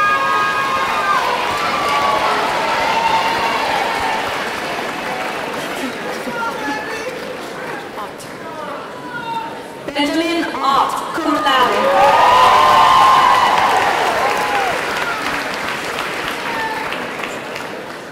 Kenny Oya.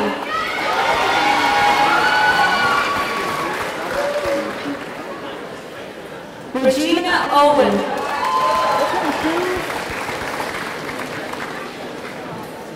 Madeline Parisi.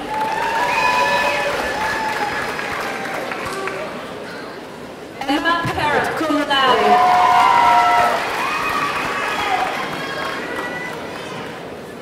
Caitlin Pasternak, summa cum laude.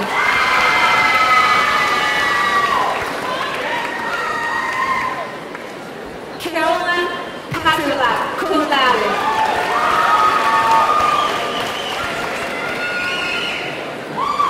Ryan Paul.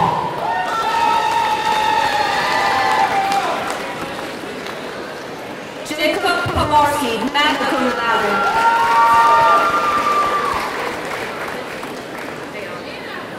Melissa Peñadas.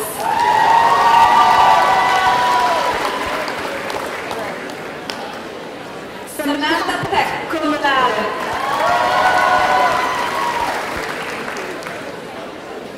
Emily Pence.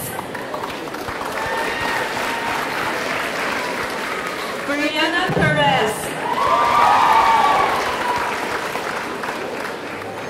James Perez.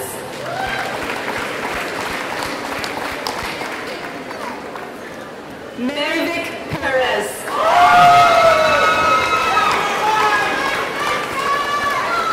Ben Peters.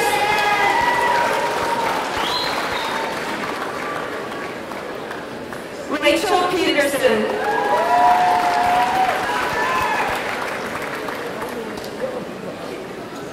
Anthony Petro, magna cum laude.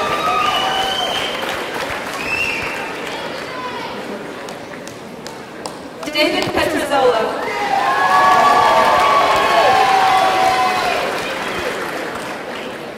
Nicholas Pfaff.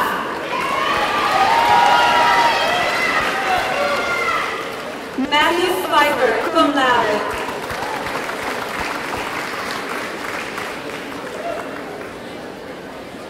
Marisa Piefer, cum laude.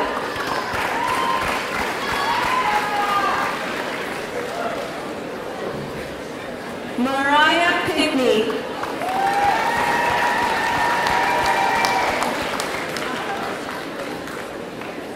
Daniela Poro. Jonathan Powell.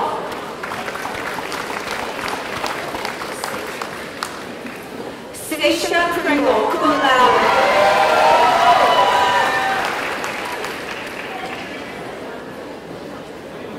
Dominic Procopio.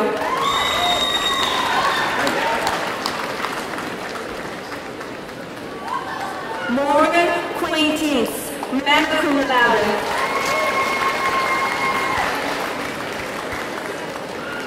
Abigail Asiti.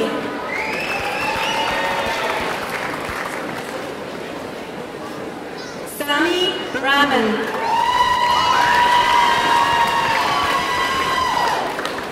Aaron Randolph.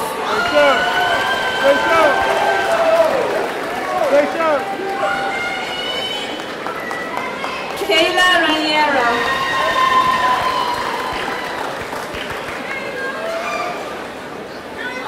Unique Ratcliffe.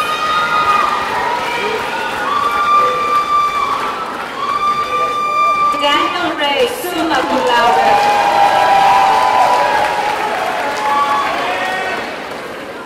Marissa Ria.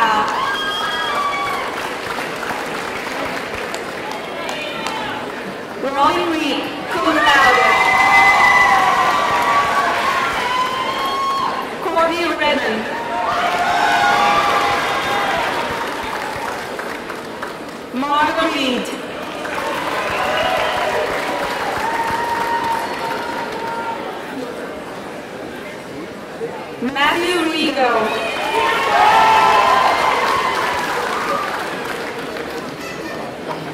Madeline Reed.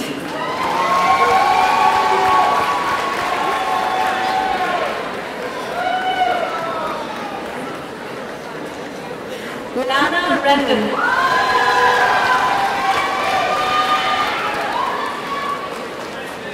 Nathaniel Ray.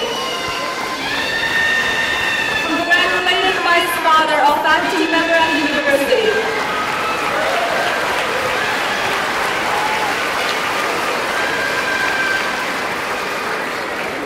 Rachel Rhodes.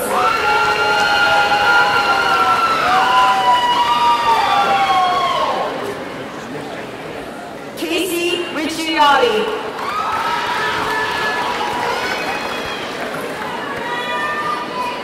Jerry Rice.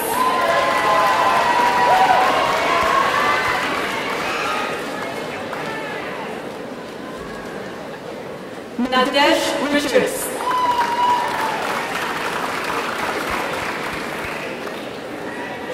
Morgan Richardson.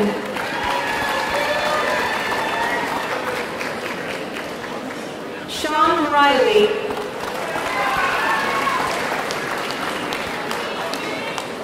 Dylan Roche.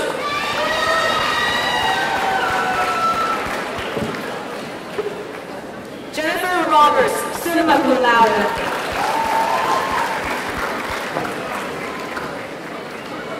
Stephanie Roca.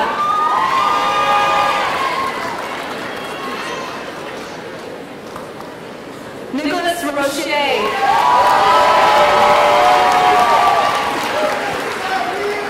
Abigail Rogers.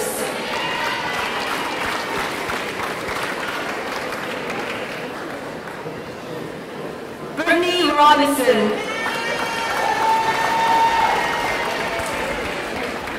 Nicholas Romano.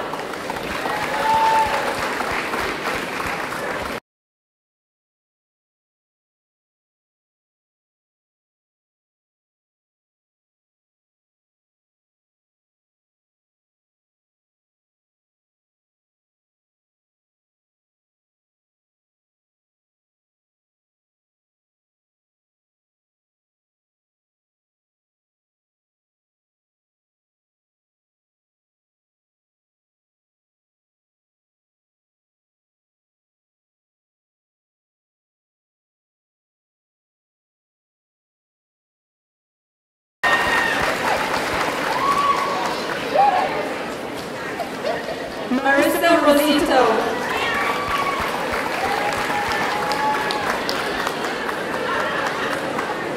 Connor Rodman.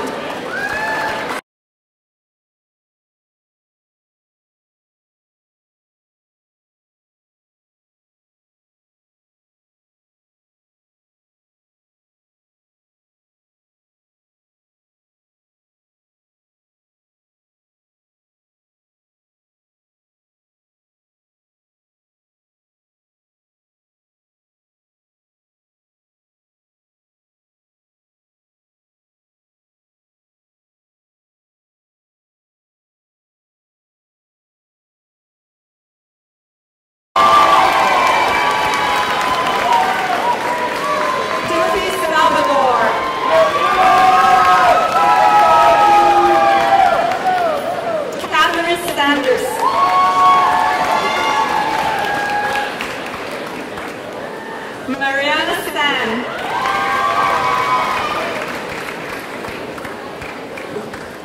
Casey Santos, summa cum laude.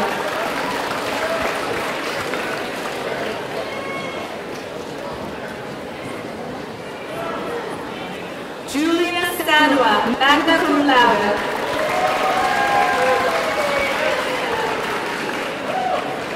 Emily Stavish, magna cum laude.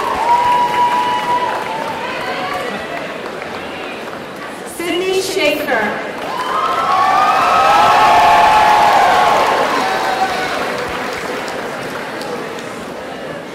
Lindsay Schneider, cum laude.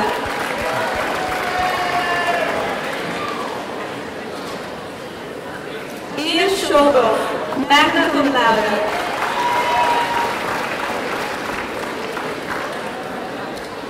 Aaron Scholl, summa cum laude.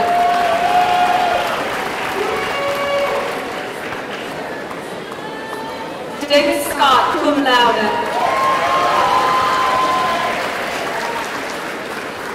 Emily Scott.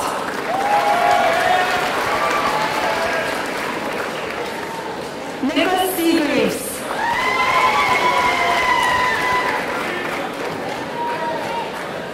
Megan Sears.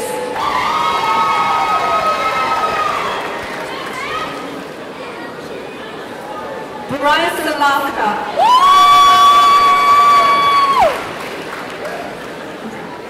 Mackenzie Sellers.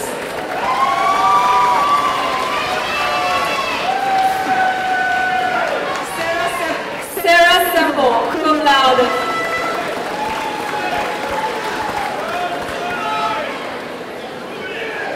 Nicole Senior, magna cum laude.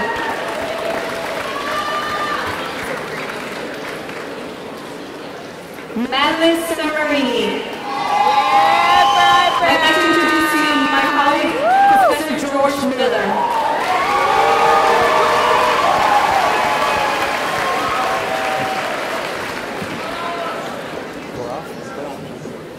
Garage Shaw. Thank you. Rebecca Shaw. Aye. Linda Shepard.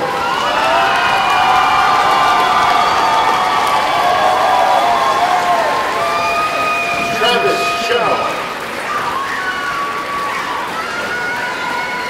Matthew Shesline.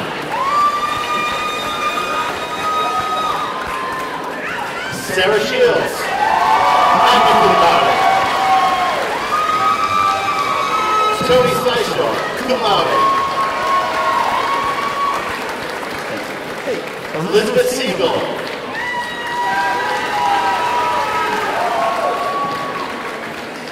Ian Silver.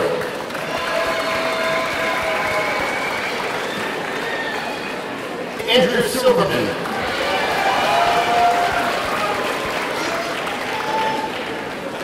Natalie Sims.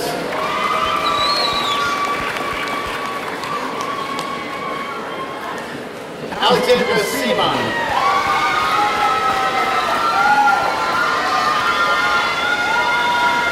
Anya Simpson.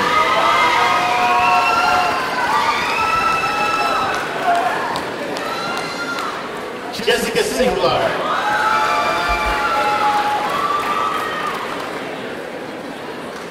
Nicole Sybil. Natalie Cerulli. Dylan Sis, magna cum laude. Malcolm Slaney.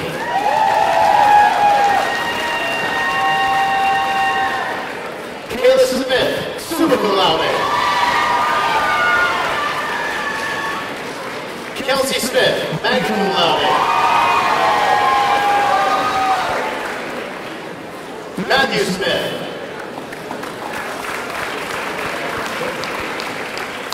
Stanley Smith.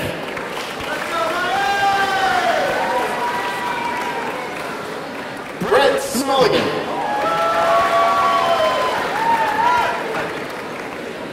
Cheyenne Solis. Daniel Solitro. Congratulations. Kayla Solomon.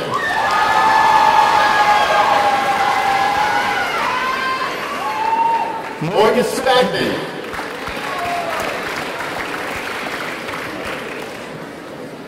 Kellyanne Smith.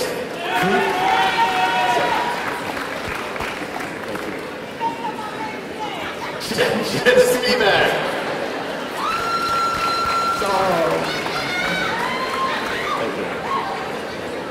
Rebecca St. Petery.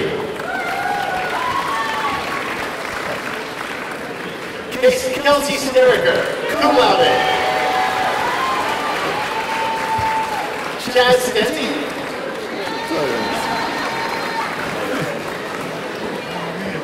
Joshua Stapp. Christina Stidham, magna cum laude.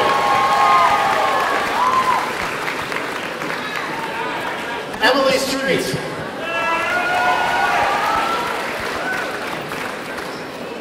Scale. Mary Streel.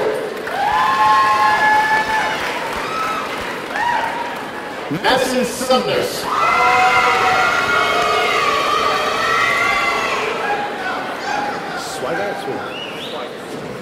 Thomas Swigert, summa cum laude. That was a lot of work. Alyssa Swope.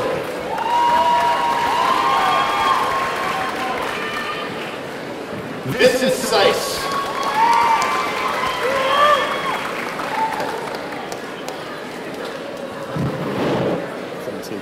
Dana Sanoski.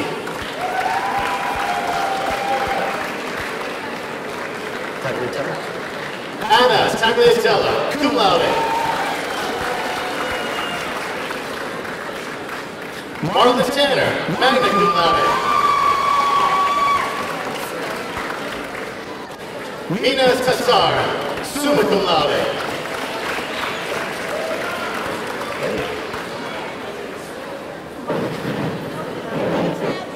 Marche Taylor Alston. Tracy Thompson, cum laude.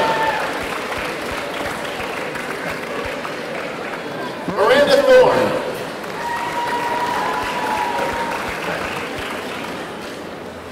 Nicole Tinglow. Jensen Toussaint. Spencer Trable, cum laude.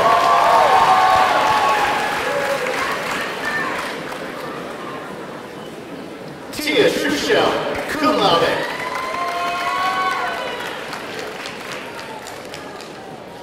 Courtney Turnbull, magna cum laude.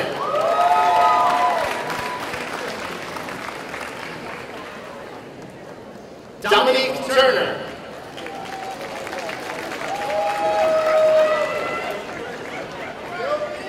James Turner, magna cum laude. Alexa Vecchione, cum laude.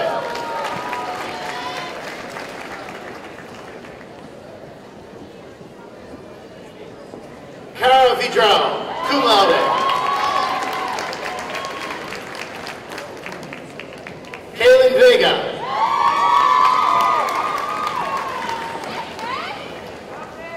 Jonathan Velasquez.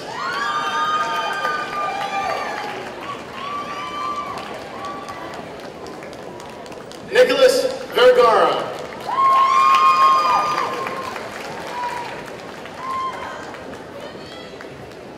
Emily Vidas.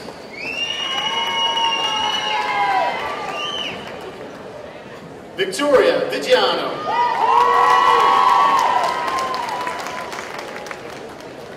Libby Waddell.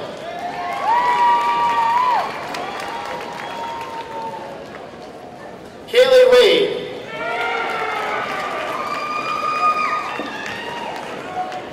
Cameron Walker.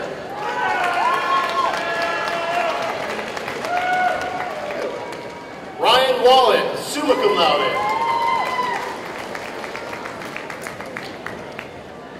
Jamie Walsh.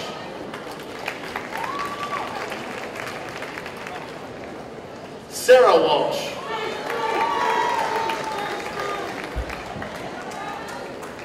Haley Walter.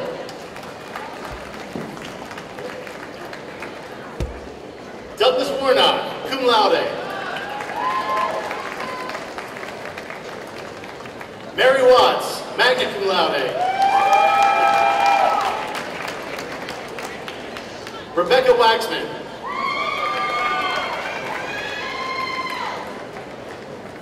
Douglas Weinrich, cum laude.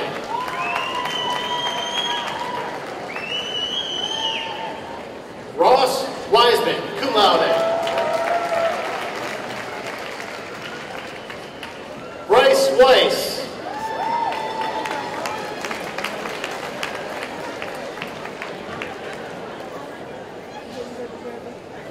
David Wells.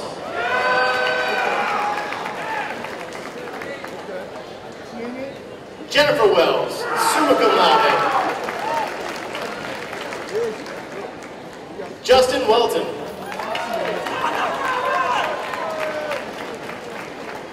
Xin Wen, cum laude. Drew West.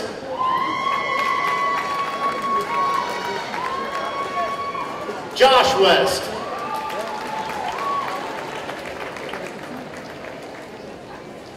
Alexandra Wexler. Anthony Upsey.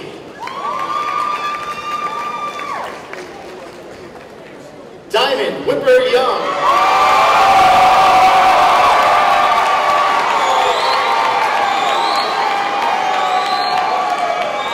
Aiden White.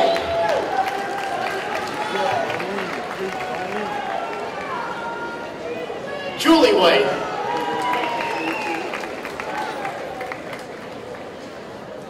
Emily Whiteman.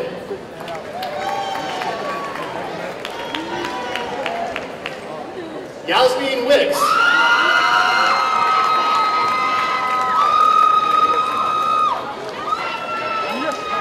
Lindsay Wittes.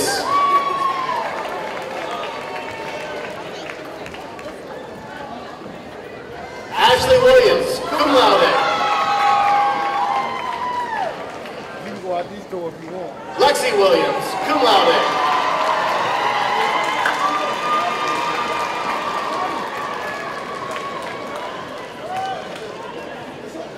Taylor Williams, cum laude.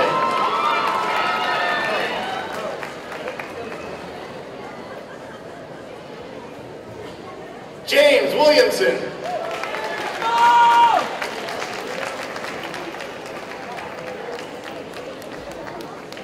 Kristen Willie, summa cum laude.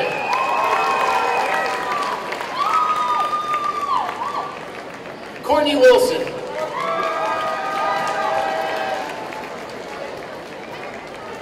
Grace Wilson.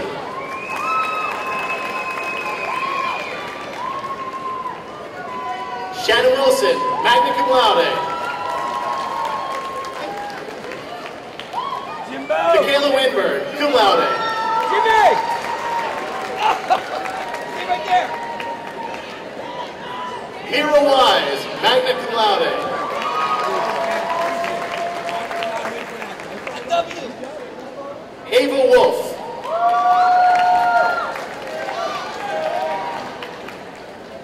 Michaela Ray.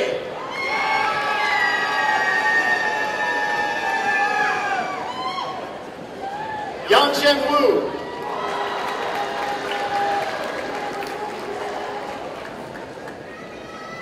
Kimberly Wysocki.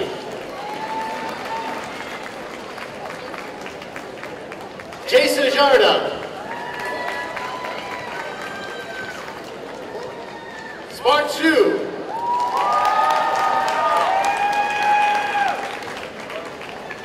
Eric Young.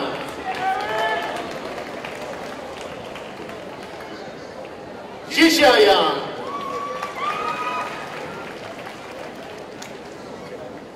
Yichen Yang.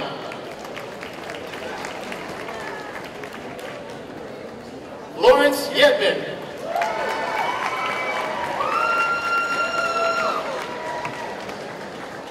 Midan Yilma.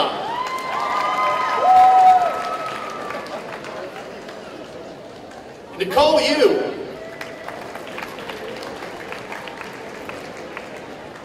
Kelsey Zaborowski, magna cum laude.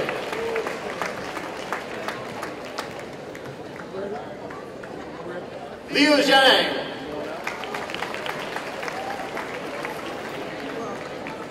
Joshua Zimmerman.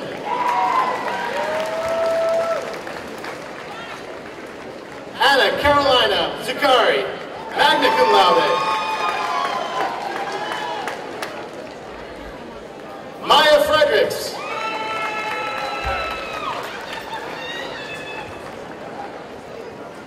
David Feenster.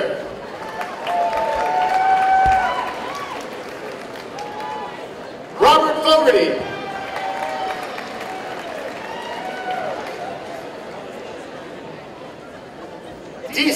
Diasanama.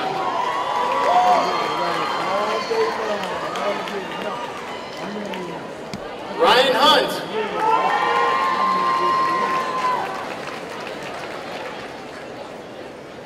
Brian Smith, cum laude.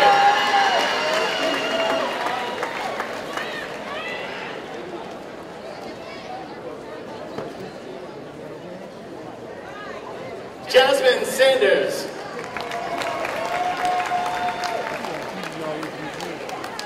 Chris Jackson.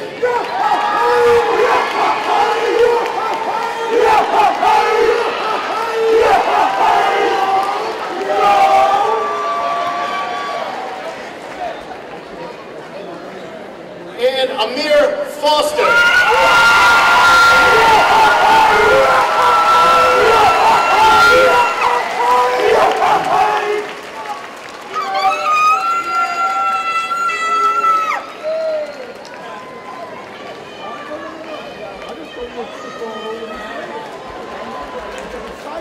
Congratulations, class of 2018.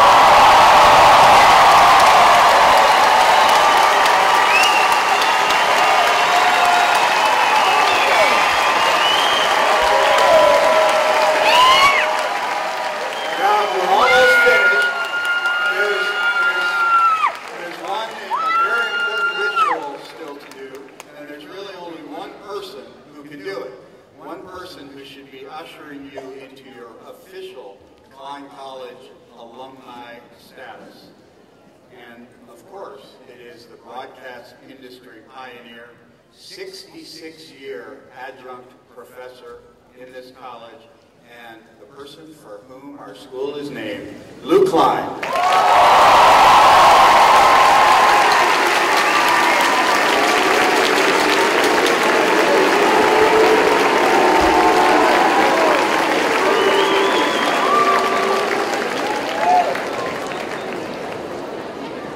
Thank you, Dean Boardman.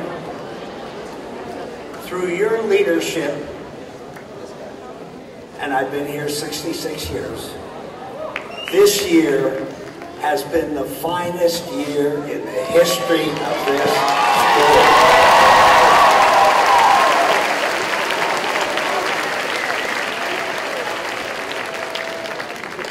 school. Recognition of our accomplishments have been recognized nationwide, and we deserve it.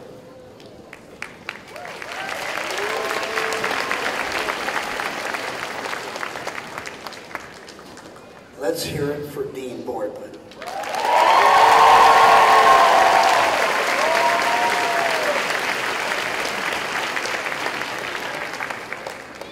Dean, your staff, the faculty, and you, the students, have made this the greatest year. In keeping with a long-standing tradition at the college, I would like to offer your families and your friends the opportunity to directly express their pride in your accomplishments. Graduates of the class of 2018, please rise and face your family and friends.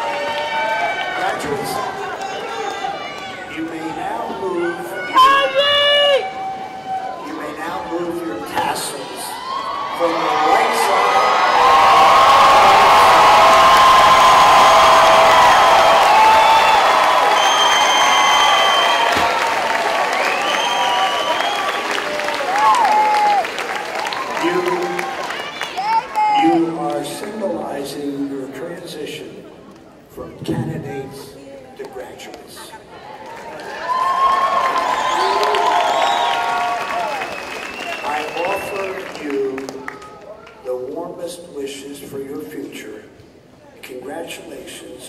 Klein College class of 2018.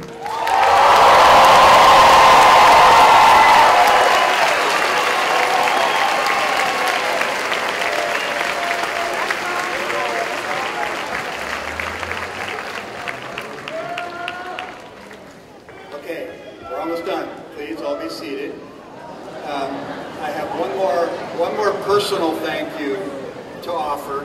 There's one person who handles virtually every aspect of this event, and she does it beautifully. Please join me in thanking the Queen of Klein College graduation, Dawn Ramos.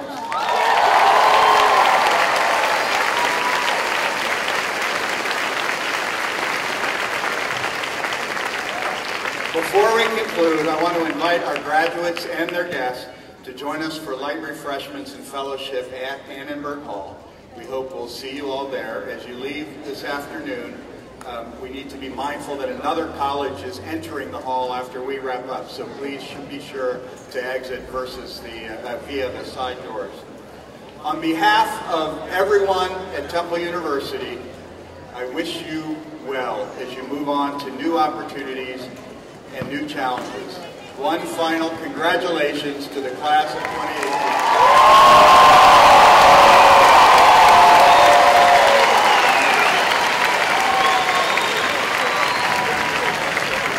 Now, if you would, please remain seated as the faculty recesses up the aisle, and then we'll party at Annenberg. Thank you.